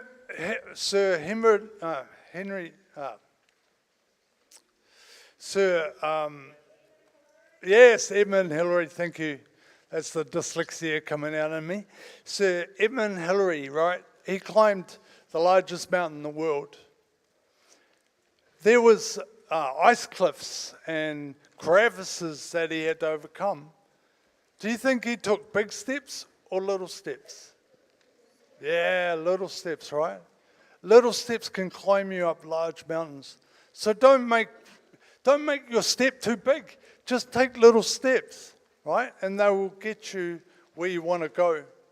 The fourth one is it's a game, so play full out, right? When you guys play your online games, I know, I've seen my boy, he plays full out, man. He's loud, he's into it, and he's having fun. Have fun, create fun. You learn a lot. And the fifth one is expect to win. Like I said, you gamers don't play the game and not expect to win, right? Yeah. So expect to win. Now, I've got a little video that hopefully we can play. Is that right? No, you can't? Oh, bugger. Sorry, I shouldn't swear. Anyway, it's Dumber and Dumber. Yeah? Have you ever listened or watched Dumb and Dumber? Just raise your hands. Yeah? Jim Carrey, there's a scene, right? And he goes to the girl that he likes. And he's asked her if there's a chance for him to go out with this girl, right? And she's a pretty girl. And she goes, And he goes, hit me with it. Just hit me with it. And she goes, what, 1 in 100? And she goes, probably more like 1 in a million. And he goes, awesome. You mean there's a chance? Right? And what that means is that a lot of people will say, oh, you've only got 10% chance to do that. Or you might only have even half a chance of doing that. Take that chance. Run with it. Go for it. And you'll be amazed what you can create. In these 30 years after my accident, like I said, I'm a father, I'm a husband, I got 5 grandchildren. I've traveled around the world. I've snow skied, water skied, scuba dived, paraglided off Tomato Peak. I've even scuba dived with the sharks in the Napier Aquarium before they're no longer, but they were there a few years back, right? I've done all these amazing things. I've lived life because of those rules that I've just given you. Doesn't matter who you are, doesn't matter what ability you've got, go for it. Be the leader of your own life and you'll become great leaders for everyone else. And if you take on these things, you'll get down the track and you'll be in your 40s or 50s or real old, like me, and you'll go, thank God I listened to that old fella in the wheelchair, because you'll create amazing lives. Love you all. Thank you.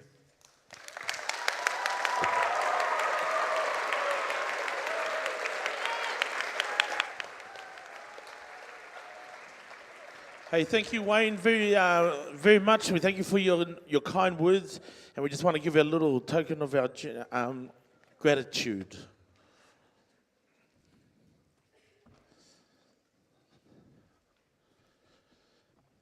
How you doing, Taranaki? Right. There were 5 things that Wayne said. Ava, where are you? Ava, where is she? No?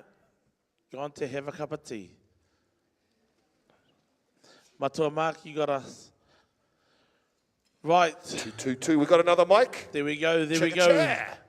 So Wayne said 5 things, 5 key things. Oh, this guy's got his hand up here. He's got a pretty sweet jacket. I reckon he's got the bead on it, I reckon. What's your name, brother? Flynn. Flynn, stand up here too, Flynn. Did you enjoy that talk from Mr. Wayne Forrest? Pardon? Did you enjoy that talk from Mr. Wayne Forrest? Yep.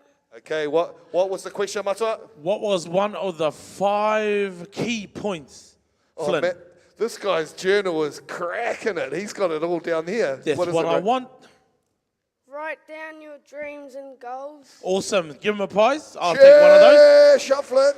Go for a feed at the stumble in, brother. We got more over this Yeah, side? let's go. Yeah. Chair. So we'll we've go got right at the back. Right at the back. We're coming right to the back. Me. Yes. Little sister, what's up? Where are you from? St. Etu. Etu. From where?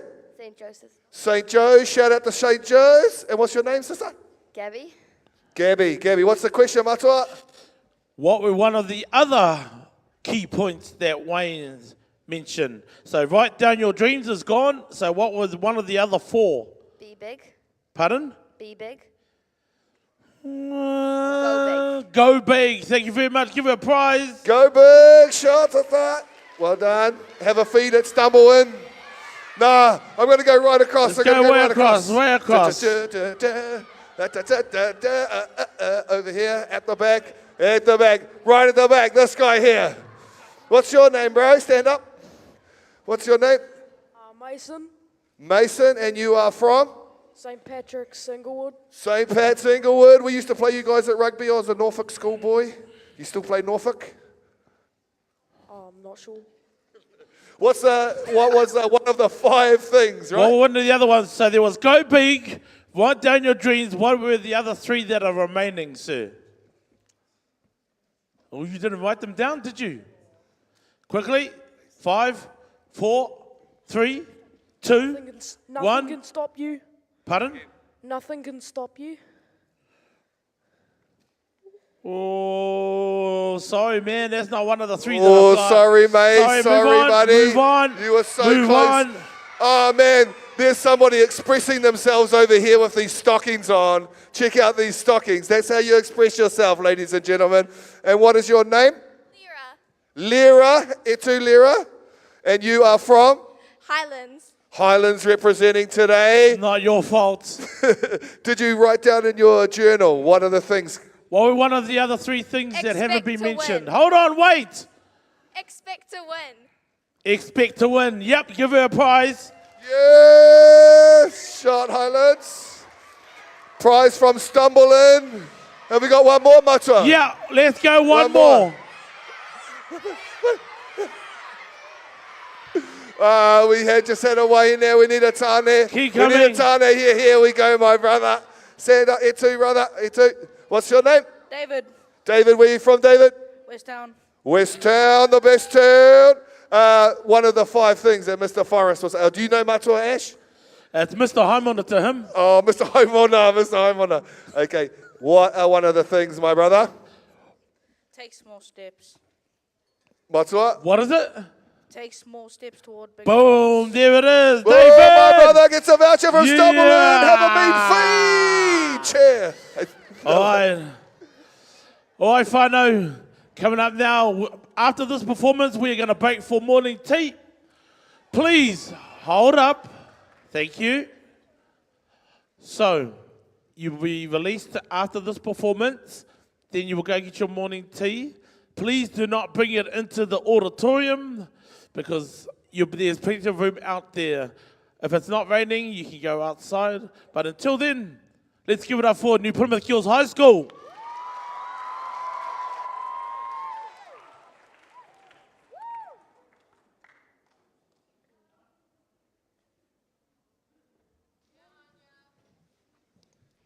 Kia ora koutou. How are you all today? That wasn't really that convincing. Kei te pihia koutou. All right, ka pai. Okay, so the girls are going to sing a waiata that most of you should know, a lot of you will know, And because they're the Māori Performing Arts class, they had to do an assessment and they put actions to Neira Te Kaupapa. If you know it, which you would have heard it earlier, if you know it, sing along. Kei te pai? Then we're going to get you to do the actions. Okay, so watch and learn, all right?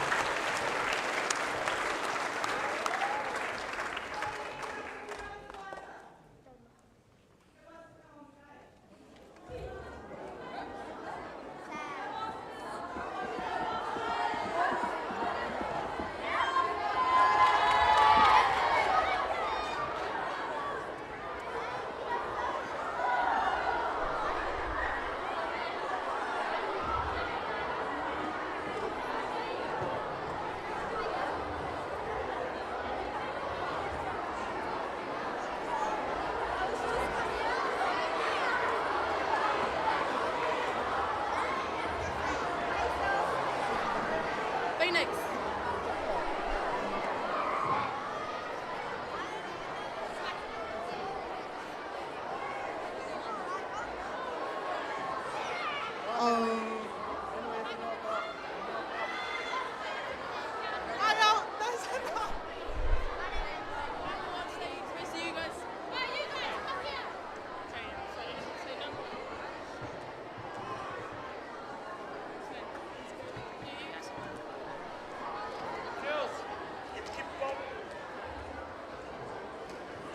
No more, please. No more.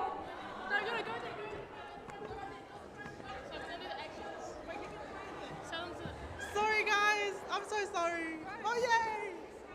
Wait, do they want them to do the actions? Okay, tell them to come. So if you were paying attention, we're going to be doing the actions as well. So join in. Everyone, please stand up. Yeah. It's whānau.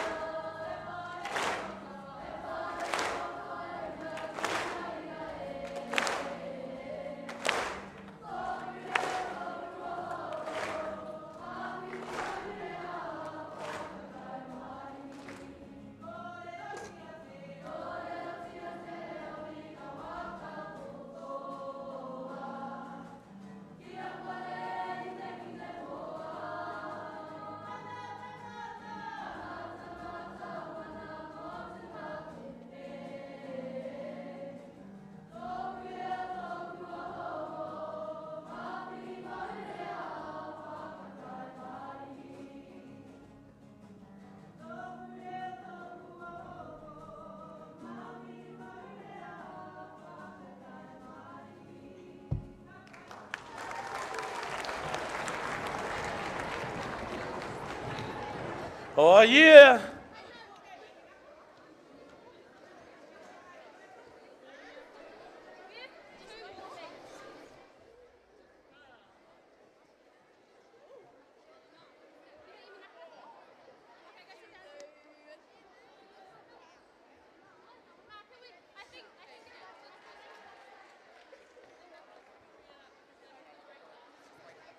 All right.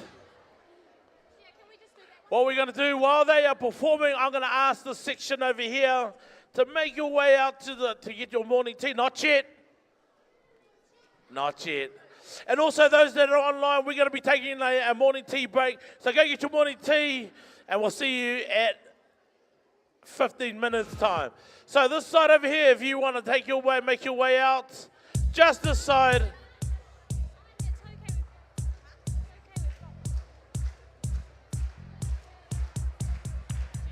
Hi guys.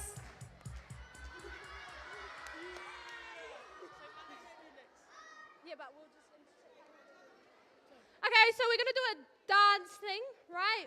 We're gonna teach you it, these girls here. So, what are you gonna do?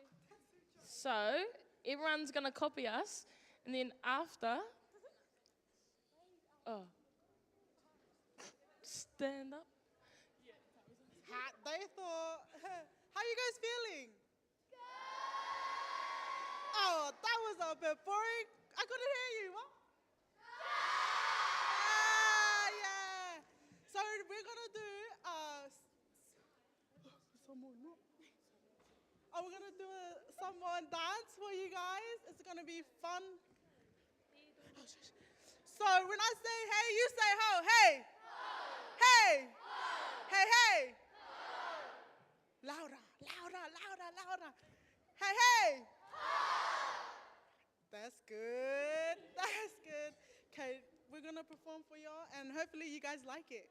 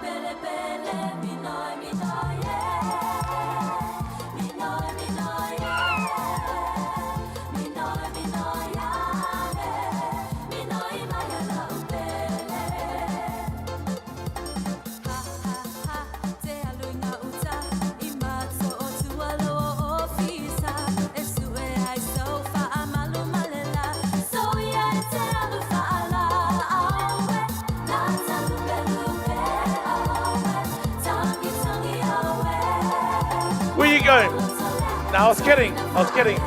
This side, you want to make your way outside. Thank you.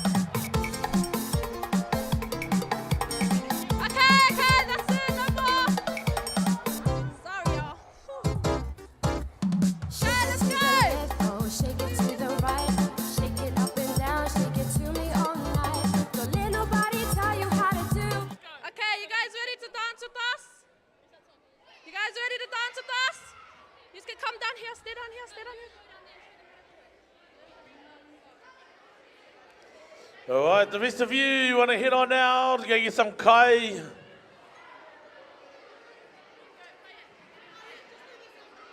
What are we doing now?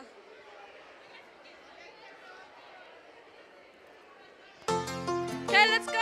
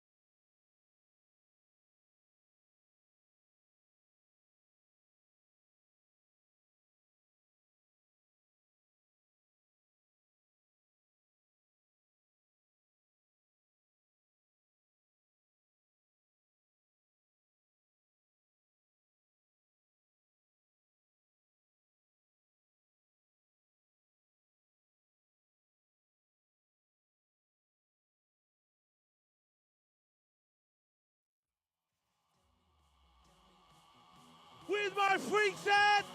Make some noise!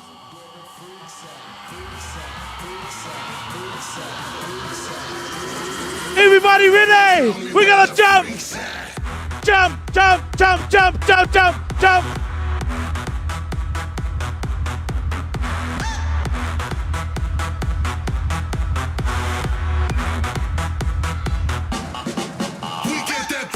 Jump in! People jumping all over the world. We got them speakers pumping. Let me drop it for the woman with curves. Got that freak flow, freak show. Welcome to the service. Let the leaders lead. Preachers preach. Welcome to the service. Close the curtains on them if they're acting like they never heard it. See, we do this for a purpose, just to keep that fire burning. And we don't need no water. Let the, come on!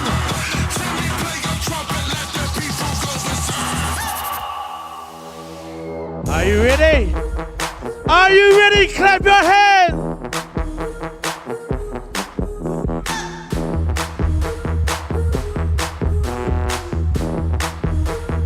Whoop, whoop! Whoop, whoop! Whoop, whoop! Whoop, whoop! Whoop, whoop! Whoop, whoop! Whoop, whoop!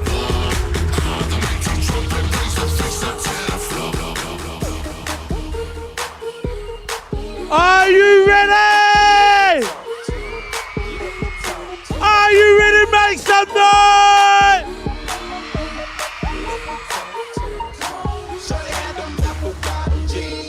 Boots with the fur. The whole club was looking at her. She hit the floor. Next thing you know, she wear the pants and the Reeboks with the straps.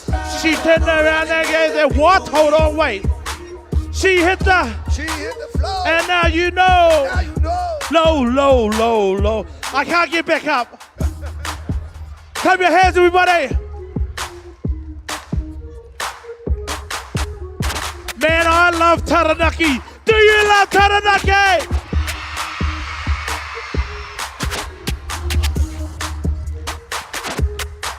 Keep clapping. You are our future.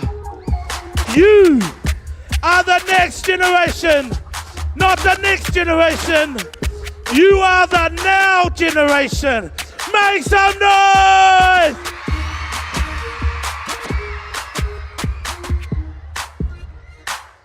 Clap your hands.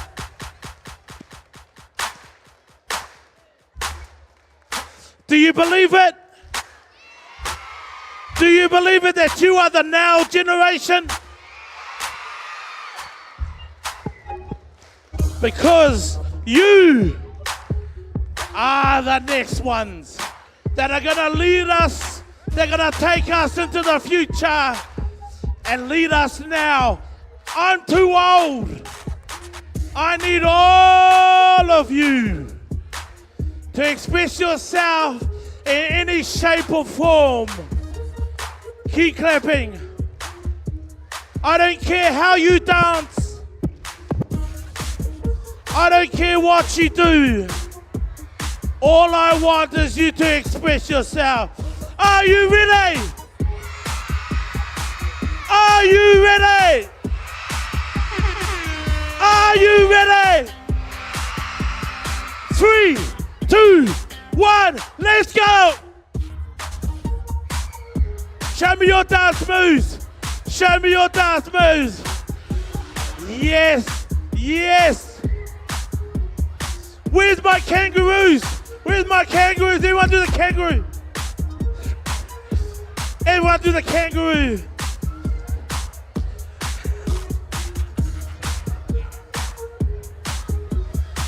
Up the walls!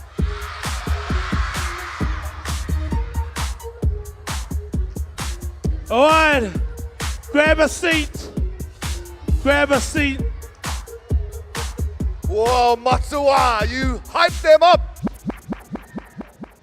Bro, you remind me of Reagan while you were dancing there. Reagan, you know who Reagan is? No, Reagan. No, Regner. Reagan. That's expressing yourself, Matsuwa. I was going with that. All right. If you find one of these under your seat, have a look. It's at the back. It's at the back. Here's the clue. It's at the back. It's not in the front. It's If at you the got back. one of those, come up here. Oh, we got one. Don't you dare be shamed. Come on, Haramai.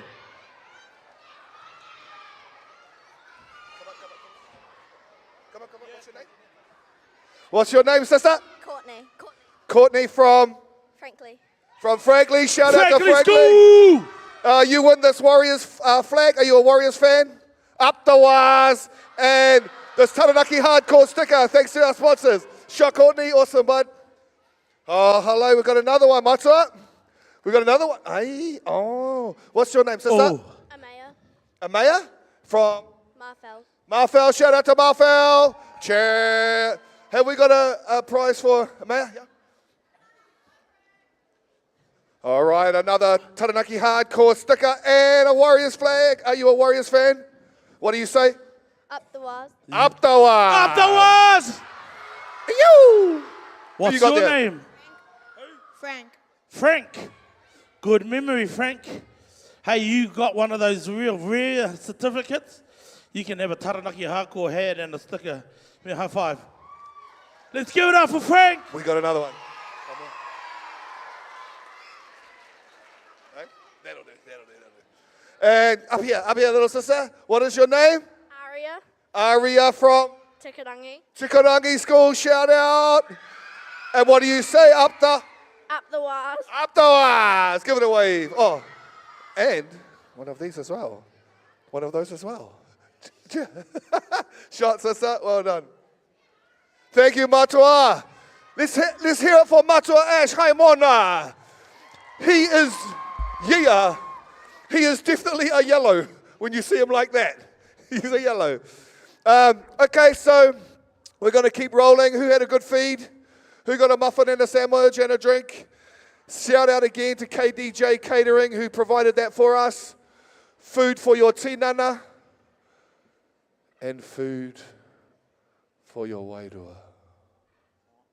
We're just going to take 3 collective breaths now just to bring it back.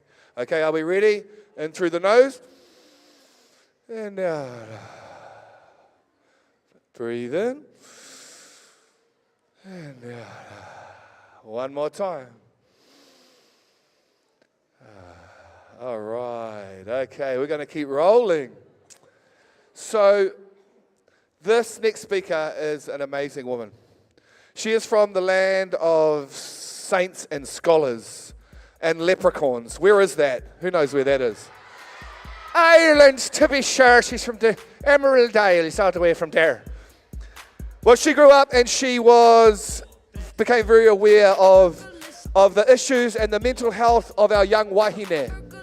She took her family when she was young over to New Zealand, and she realized the same issues that the young women and the young girls were having in Ireland were universal, and they were happening here. So she said, I'm going to do something about it.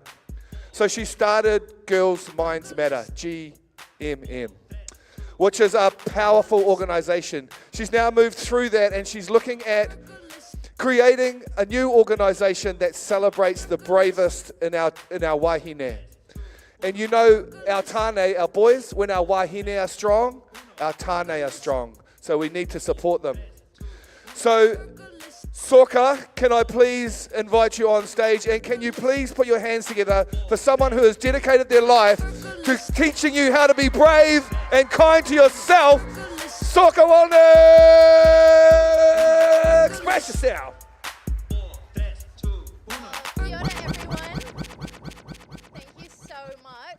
After that dancing, I thought maybe we'll just dance for another 20 minutes instead of listening to me.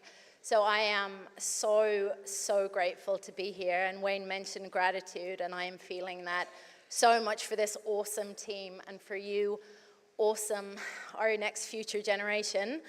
So today, I'm going to tell you a little bit about my story. I'm going to tell you a little bit about my kids. And it's all around the theme that I believe is so, so important in life and in leadership, and that is bravery. And sometimes when we think about being brave, we think about these really big, bold acts, these things that we really need to summon up the courage to do. Maybe that's standing up to a bully, or it's, you know, trying to make right what has been wrong. But actually, bravery quite often is in really, really small choices we make every day with how we lead ourselves, how we lead in our friendships, how we lead in our family, how we lead everywhere. And that's what I really want to think about today, is how you guys lead, how you're brave in your leadership, self-expressed as you. And we've heard some amazing speakers today talk about the colors that we are, whether we're one color or two colors, or maybe a mix of colors. And that is such a useful tool, and I want to break it down a little bit more today and discover, like, within your color, who are you when you're at your bravest? Who are you when you're in your leadership? So when I was a little girl, when I was a bit smaller than you guys, I realized that I was quite different. We were quite a different family. Where I grew up in Ireland, they look quite similar, especially back in the 80s and 90s when I grew up, and everybody has a religion in Ireland. And I looked quite different because my dad was Polish, and so we sounded a little different, we acted a little different, and we didn't have a religion, which in Ireland, people couldn't believe it. They were like, "Are you Catholic?" And I would say, "No." And so, "You're Protestant?" And I would say, "No." And they would say, "Well, what are you then?" And I would say, "I don't know." And sometimes I would think, am I nothing? And this led me to kind of feel like an outsider. And when you feel different and you feel like an outsider, particularly when you're young, you're going to do your best to survive. And that oftentimes means fitting in. And so that's what I made it my aim to do.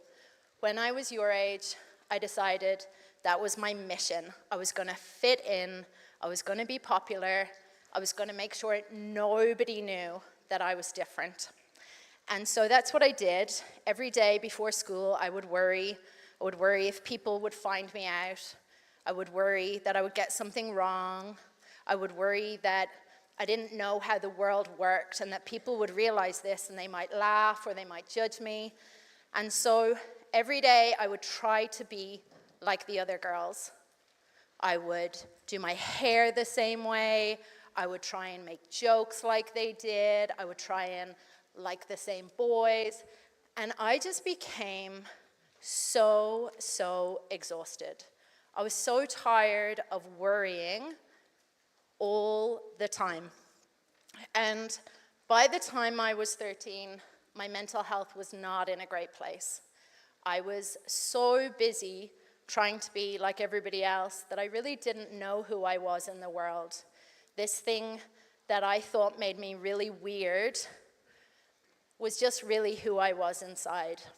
You know, I thought I was too much for people. I was quite yellow back then. I was really outgoing and really excited and really enthusiastic. And I just toned it down. I became a really pale shade of yellow. And I tried to mix in all the other colors because other people were other colors. And I became just really sad, really anxious and really sad a lot of the time. But nobody knew that because on the outside, I was still acting normal. So it was like a secret I had. And I really didn't want anybody to find me out. And so when you're really sad on the inside and you worry all the time, you have to find ways of coping. And I did that, and they weren't really good ways. I did a lot of things that are probably not really good things to do. I started looking at drugs and alcohol. I started doing things like staying out really late at night in really unsafe circumstances. I didn't really know how to cope. And this was what my teens looked like, just trying to survive. I was so insecure inside myself that I just didn't know what else to do. And there was a little part of me, and Wayne talked about that inner warrior, and there was a little inner warrior in me that really thought I was awesome. Like there was a little part of me that thought, Sorcha, you're actually really awesome. But it was like buried so deep. And it was only as I came through my teens and into my early 20s that I started listening to other people reflect that I was awesome. They would say, you're such a great friend, or you're so helpful, or whatever it was. And I didn't believe them because I didn't believe it myself. But slowly, I started to listen a little bit. And there was a really big event in my life that actually really changed my life. And when I was a teen, one of the things I didn't love about myself was my body. I have, has anybody here watched Friends? Yeah.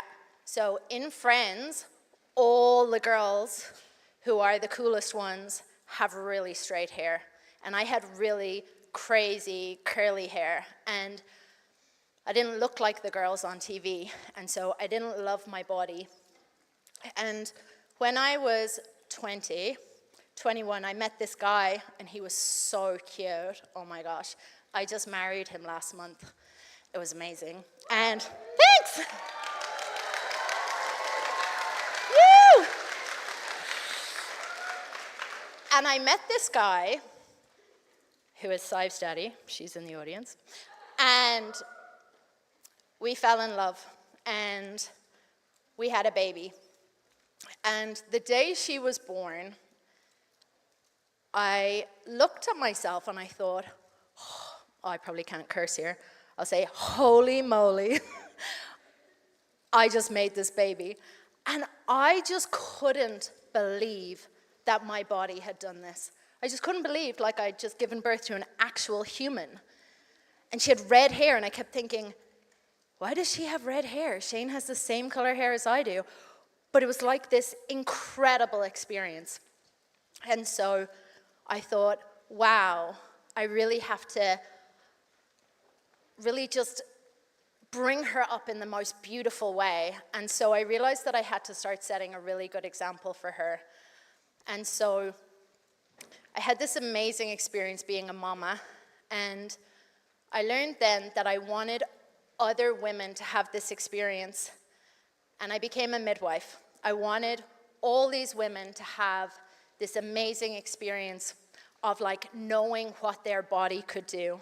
And so I went back to university. I'd been in university before, and I'd gotten a degree, and I went back and I worked really hard, and I became a midwife.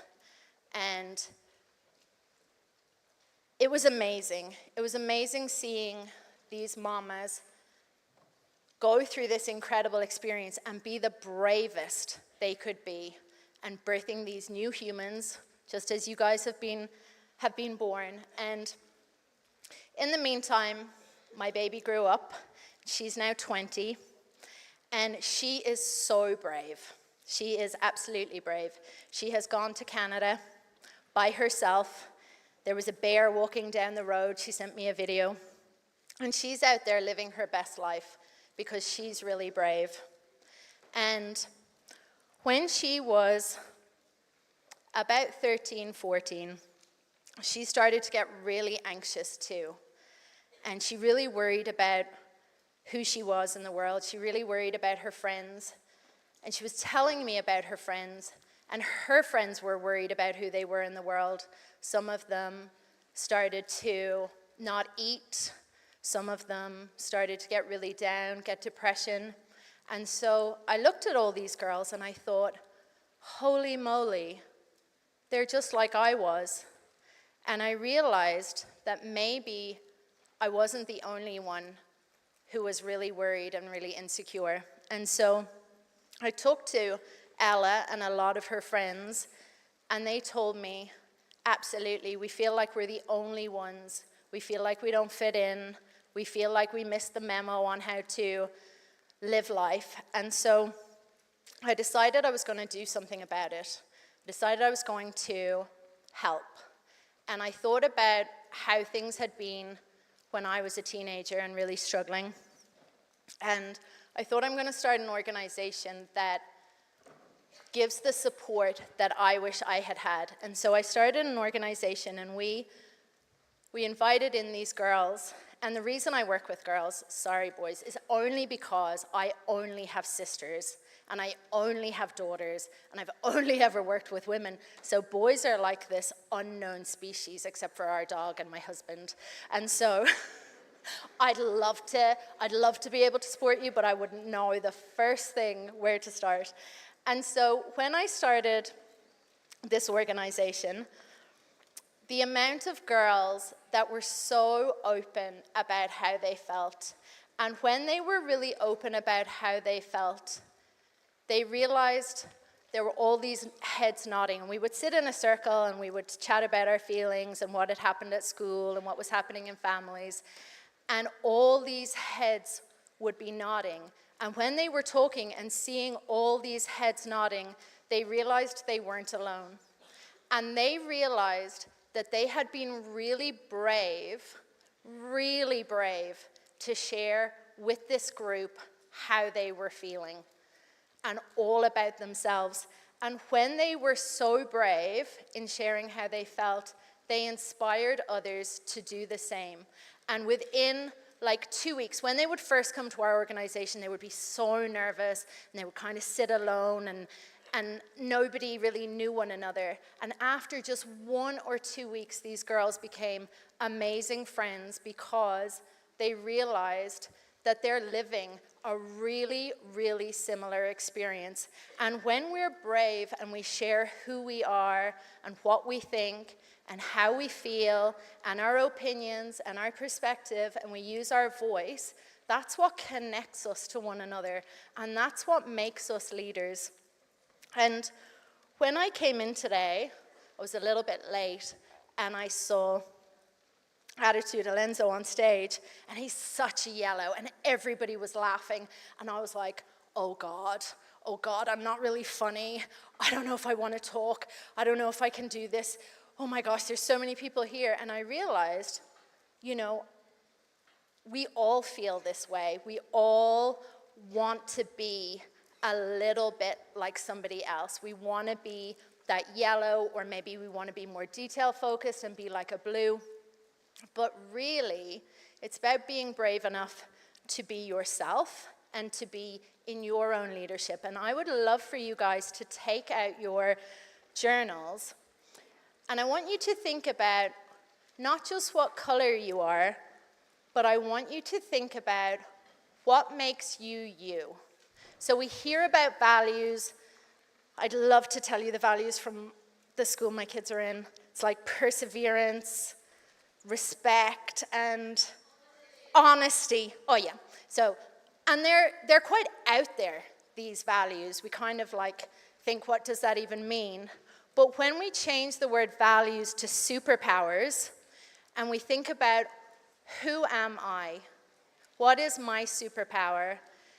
And for example, some of your superpowers might be, you might be really kind, you might be really thoughtful, you might be really loyal, you might be really funny, you might be really brave, you might be really smart, you might be really considerate. What other kind of superpowers might we have? Somebody help me out. Just holler it out. Say again. Athletic. Helpful. Confident. Say. Honest. Yeah. Beautiful.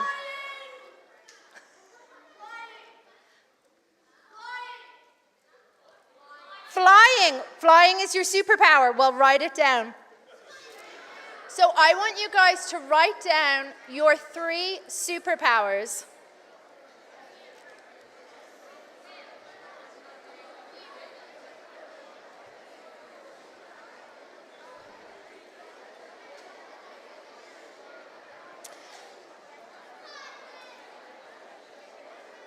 And sometimes I find when you are living your superpowers, for example, when you're flying, when you're thoughtful, when you're helpful, when you're athletic, you actually feel the most you. You feel like yourself.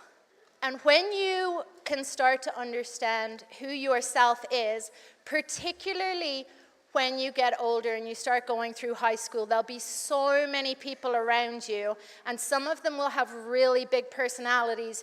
You will start to think, maybe I should be more like that person. But really, yourself is who you need to be. And so, if you were brave enough to be yourself, and you might not know quite who yourself is yet, and it's often changing, I just want you to take a moment to think about what a gift that would be to those around you. Like, if you're athletic, like think about the Olympics, think about rugby, think about netball, think about all sport brings to people. Like, it's such a gift. If you're really creative, think about all the people that just love to go to galleries, to music gigs, to sing together, to hear creative ideas. Like, that's a gift to the world. If you're really brave, like my middle girl, Rhea, last year she decided she wanted to sail across the Atlantic. And a lot of other moms that I asked thought it was a little bit crazy. And I thought, oh my gosh, what if she falls overboard and dies? I was like, that would be just horrendous. And so I really didn't know what to do. And I thought about the kind of mom that I am. I thought about who Sorka is in herself. And I am really brave. And I thought about who Rhea is and what her superpowers are. And she's really determined. She's really brave, but she's also really determined. And I thought, if I was my best self and she was her best self, then she'd probably sail across the Atlantic. And that's exactly what she did. She sailed down the coast of Africa and all the way across to America in a really small boat. And she won a really amazing global award for the most ambitious first ocean crossing when she was 14. And when she rang me the night she saw land, it was incredible. It was daytime here and I was working at my computer, and she rang me because it was her middle of the night, and she said, "Mom, we've made it." And she was with my dad, and I just burst out crying. And I realized that being brave is sometimes really hard. It's really scary because it's risky. It's really, really risky business being brave and being yourself. And so the really amazing thing about risk when we think about it is when we think about risk, don't think about like sticking a knife in the toaster. Like, that's really a dumb risk. Or going out and driving too fast, another dumb risk. Or I don't know what other risks there are. But when we risk sharing with a friend how we really feel, or when we risk telling our mum or our dad, hey, I'm struggling a little bit, we realize that there's a lot to lose, but there's even more to gain. And this is the thing with leaders, is they take risks. They risk being themselves. They risk knowing what they want to change, how they want to be in the world. And when they take that risk, sometimes it's an epic fail, really epic. But more times than not, we actually gain so much. We might make that achievement, we might cross the Atlantic, but the end game, the goal, doesn't really matter as much as who you become when you take the risk to be brave and to be in your superpowers. So if ever you have a day where you're feeling really, really insecure, you're not sure where you fit in the world, you're not sure how to navigate a friendship or stuff that's happening at school or at home, I want you to remember the superpowers that you've written in your journal, because They are you. And that's how you will be the leader that you are, not the way a leader should be or that you see other people leading. Just being the fullest, most unique version of yourself is the most courageous leadership you can be in. And I can tell you, I can 100% tell you that if every single one of you was brave enough to be like that, the world would be in such a better place. Like, with this, you can be the game changers. You can be the change makers. And I just can't wait. I can't wait to watch you guys over the next 10 years and see what our world becomes. Thanks a million.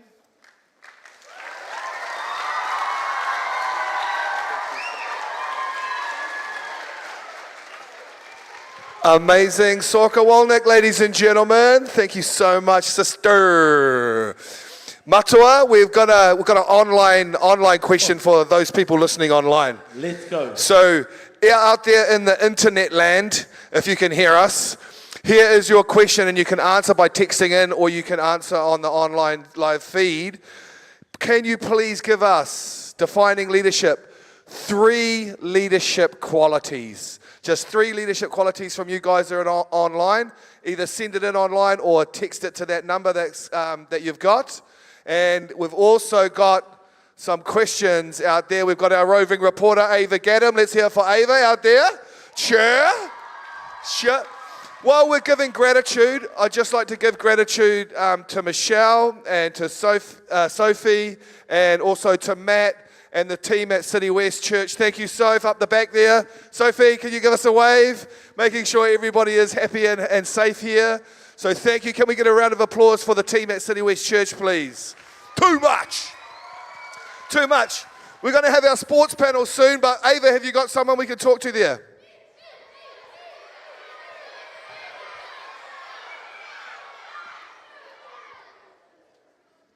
What's your name? Andreas. Andreas. What school are you from? Norfolk. Norfolk, represent. Oh. Yeah. So my brother, here's the question. What was the event in Sorka's life that absolutely changed her life? Baby. She had a baby. All right. Give that man a prize. Ava, where else? Traveling.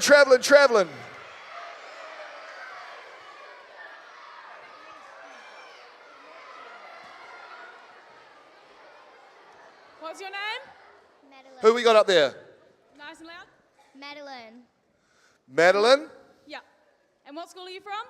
Highlands. Highlands Intermediate. How's her diary looking there? Ava, up there? Pretty good? Yeah?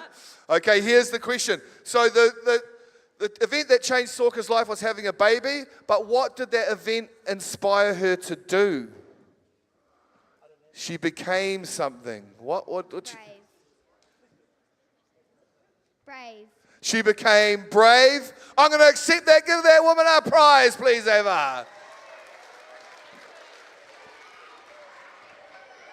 And the last one before we speak to our awesome sports panel.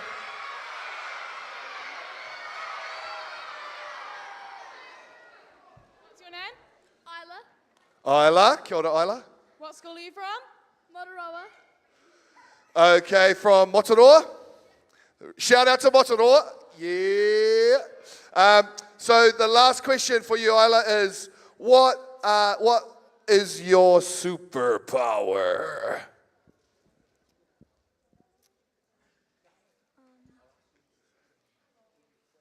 Did you write it down? Be determined. Yeah. Be determined. Being determined? Yes, give her a prize. Thank you, Ava. She is determined. Good on you. That's a great superpower. Thank you very much, Ava, and thank you to you guys. I'm going to hand over to Matua. Speaking of incredible wahine, look at these incredible wahine on the couch. Mate, I'm like, wow, amongst these ladies. Ladies and gentlemen, let's give it up for our sports panel. Make some noise.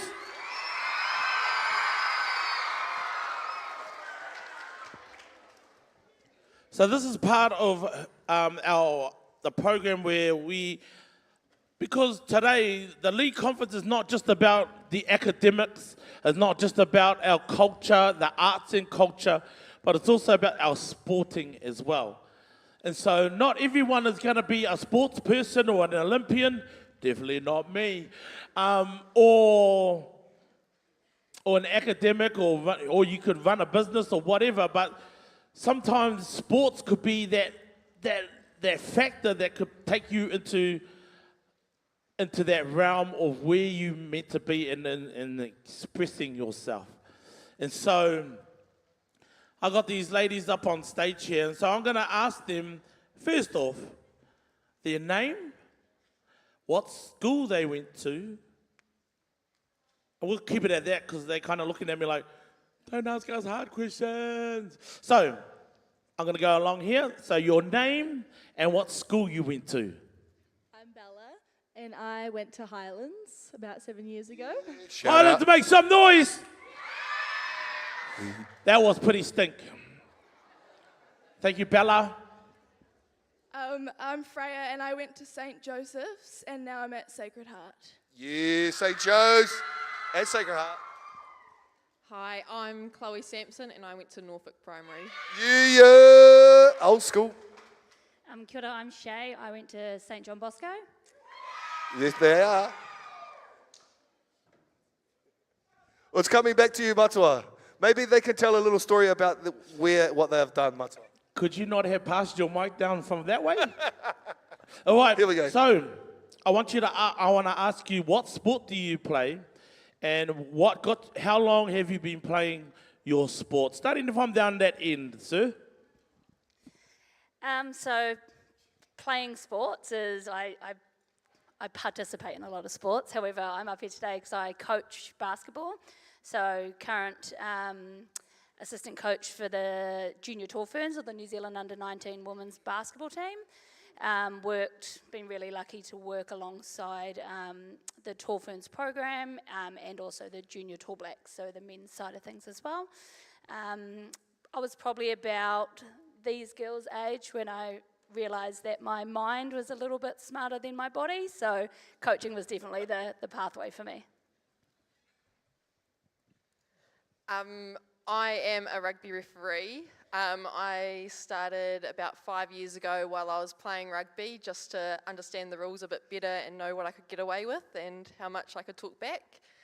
And then as of last year, I decided to stop playing and take refereeing seriously because there was a massive pathway, which has been awesome. I've seen the growth and been able to have a few trips overseas and been a part of a few pretty big finals on the sideline. But yeah.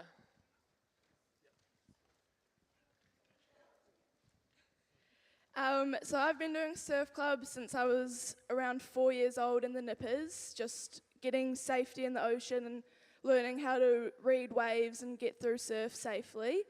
And then around 3 or 4 years ago, I moved to East End Surf Club and started doing it more competitively and training really hard. And with the help of my coach, I managed to make the New Zealand High Performance Squad. And from there, I've just been training to make New Zealand teams and represent New Zealand in surf lifesaving. Yeah.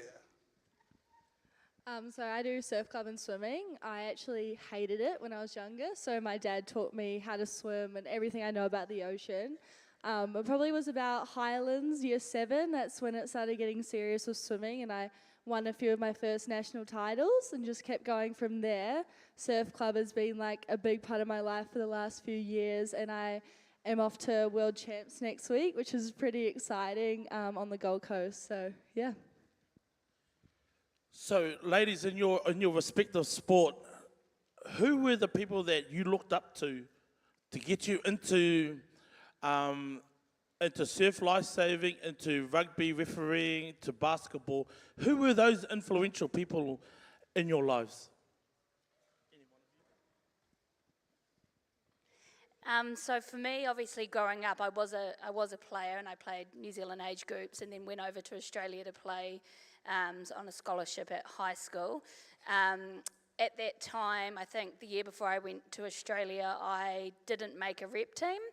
And I remember saying to my mum at the time, you know, oh, this is crap, I'm so awesome. She was like, you're clearly not. And didn't fight for me, just told me to go and work harder. I don't relate to this person, obviously, because we're pretty different, but I don't know if you know the story of Michael Jordan when he didn't make a high school basketball team and went to his mum, and she said the same thing, you're just going to have to get better, and so he continued to do it, and I think he turned out all right. And then for me, in regards to coaching, I'm lucky enough to be mentored by Jodie Cameron and Leanne Leisure-Walker, who are both the assistant coaches of the Tall Ferns currently, and also ex-players, so having an athlete's perspective and just sort of understanding the adversity and how to get through and that sort of thing. So those people. So with that disappointment, how did you overcome that? How did you move on from that disappointment?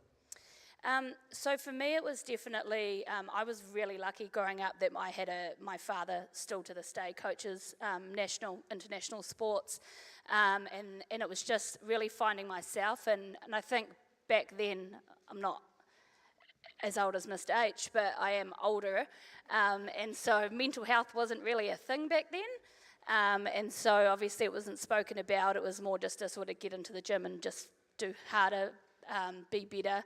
And I did that. My parents got me a personal trainer. I worked harder. I found out, and I do the same with coaching, is I found out just the one thing. So I found the 1%. And I say this to my athletes now, find one thing that you're really, really good at and just do that. If you can do that to your best, everything else will follow. Nice. And to our rugby referee, who got you into rugby refereeing, also rugby as well? Who did you look up to as you were growing up? In terms of when I played rugby, I don't know, there's been so many people that have helped me and really influenced me on playing. But in terms of rugby refereeing, probably the big one is some of our local international referees, Paul Williams and ex-Sevens referee Richard Kelly, who I'm lucky enough to have as my coach, and he's still, I'm pretty sure, the most capped referee in the world on the Sevens circuit to this day, yeah. So, being a woman referee, how have you dealt with the sideline and also players that kind of look at you like, hey? How have you dealt with those people? I guess when I first started refereeing, and still probably at the moment, it's quite a shock for most males to have a female referee, as I'm one of, I think, 3 at the moment in Taranaki. I still get called sir all the time, but I think I'd say I get probably a bit more respect from the male players, just as I feel like they don't know how to treat me at first. But yeah, in terms of sideline, they, especially, I remember when I refereed my first Div 2 match, and yeah, the sideline was pretty funny around it, but yeah, it was a good laugh.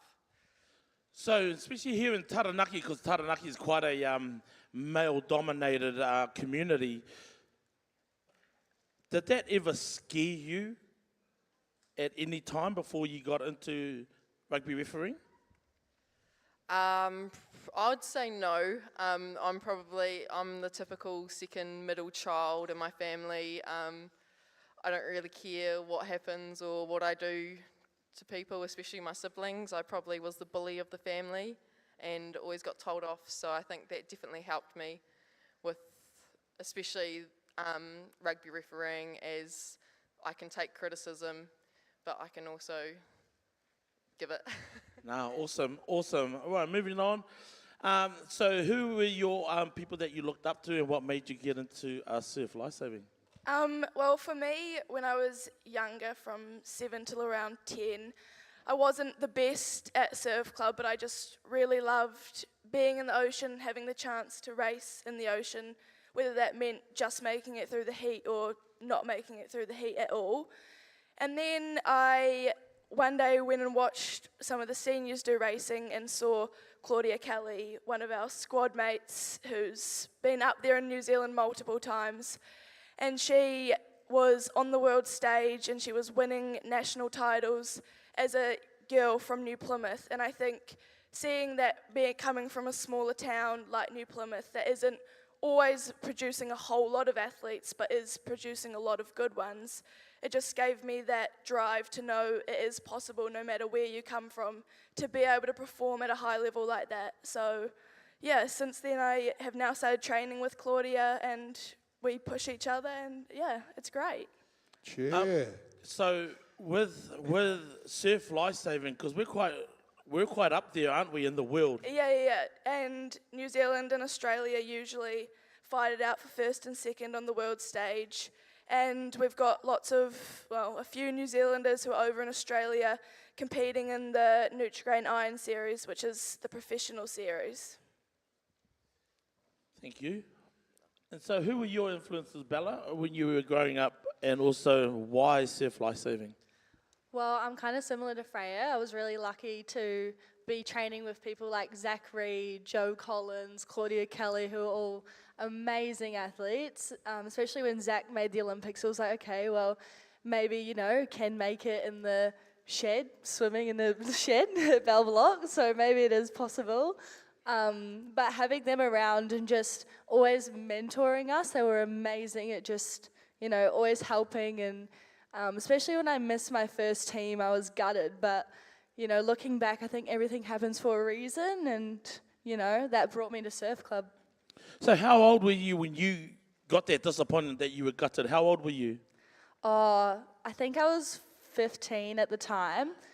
So being 15, was that like, meh, or was that, oh my gosh? Well, with swimming, because it's such like a sport that you're so dedicated to, it was really gutting because I was like, I've been training like 10 times a week and, to miss it by such milliseconds, it was really disappointing, yeah. No, awesome. Matua Mark, have we got some questions out there? Well, we're just going to wrap it up. We're going to hear some of these amazing bands soon. And thank you, ladies, for telling your story. Thank you, Wahine. Is there any questions here that we would like to ask our sports panel before we wrap it up for lunch? Over here we go. You seem really keen. What's your name? Allegra, and you're from? Fitzroy School. Yeah. So have you got a question for our Wahine on the sports panel? Does Bella swim for aquablades? Yeah, I sure do. Aquablades. One more question before we have some of our bands out here. This young man, what's your name? Bo. Bo, where are you from? Fitzroy. Fitzroy, what's your question for our sports panel? Just think Matt Bevilacqua or Joe Collins? What was the question? Matt Bevilacqua or Joe Collins? Oh, definitely Joe Collins, because I used to train with him, so yeah. Oosh. Hey, before you go, ladies, one piece of advice that you can offer our rangatahi here of Taranaki. Definitely, again, everything happens for a reason, so just believe in what you're capable of and just stay motivated and keep training.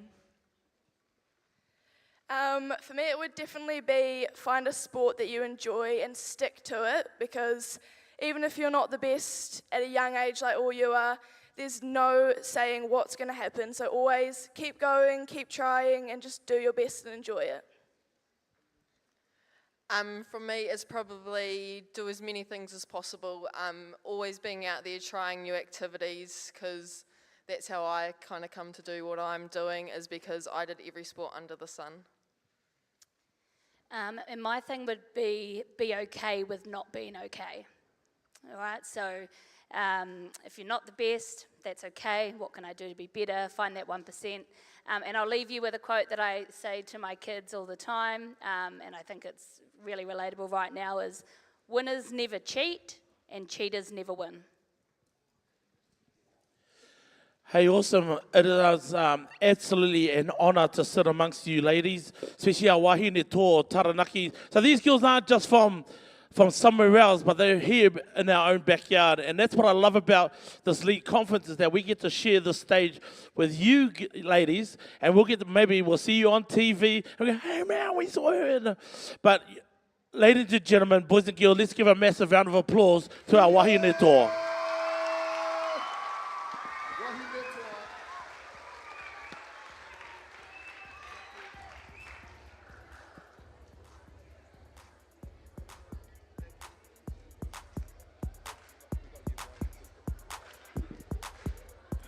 Clap your hands, everybody! All right, Pop Rocks. Can we have Pop Rocks out here, please? Can they come up to the stage, please? All right. Pop Rocks. Let's go, guys. We got these guys.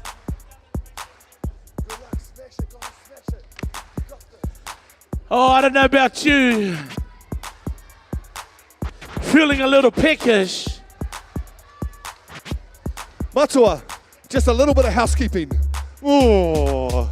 So we're going to go out for lunch soon, you guys. We're going to file out like we did last time from that side to that side. These guys are going to set up and play during the lunchtime. So if you want to go and grab something to eat, come back in here and have a listen. One thing, after lunch, can you please bring your bags back into the auditorium so you're ready to go when everything's finished off? After lunch, bring your bags back in. That means we can clean the whole area and you guys will be ready to go. But we're almost there. These guys are from Highlands Intermediate. They're called Pop Rocks. But just to hype us up. In 3, I'm going to count to 3, and I want you to shout out as loud as you can your superpower that you have written down, okay? Are we ready? I said, are we ready? Okay. 3, 2, 1. Woo! One more time. 3, 2, 1. Superpower. Well, these guys' superpower is obviously playing music. You guys can start heading out if you'd like to. Yep, this on this side. Nice and slowly, no running. Just take your time, please.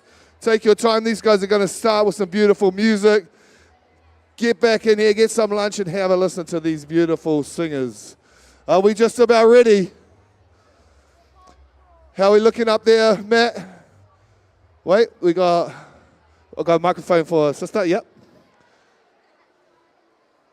What's your name, sister, again? Layla. Layla. Can we hear for Layla, lead singer Pop Rocks? Choo! And the guitarist, what's your name, bro? Rowan. Rowan's the shredder. Can we hear for Rowan? Shredding it up. Bro? Nathan. Nathan? Can we hear Nathan on acoustic guitar? We got this cool bass man at the back. Marco. Marco, the bass man. Yeah. And who's on drums? What? Who's on the drums? Zach. Zaka on the drums, chair. And our keyboardist? Sasha, our keyboardist, is here for them. Together, when they get together, they are called Pop Rocks, and they're going to give you some music now. All right.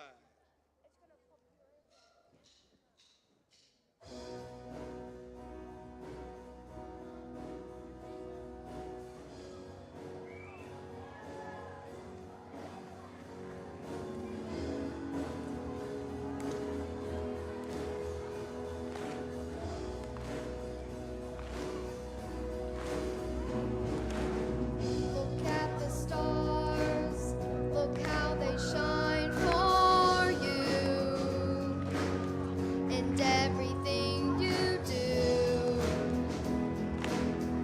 And it was all yellow. I came along, I wrote a song for you. Oh, what a thing to do.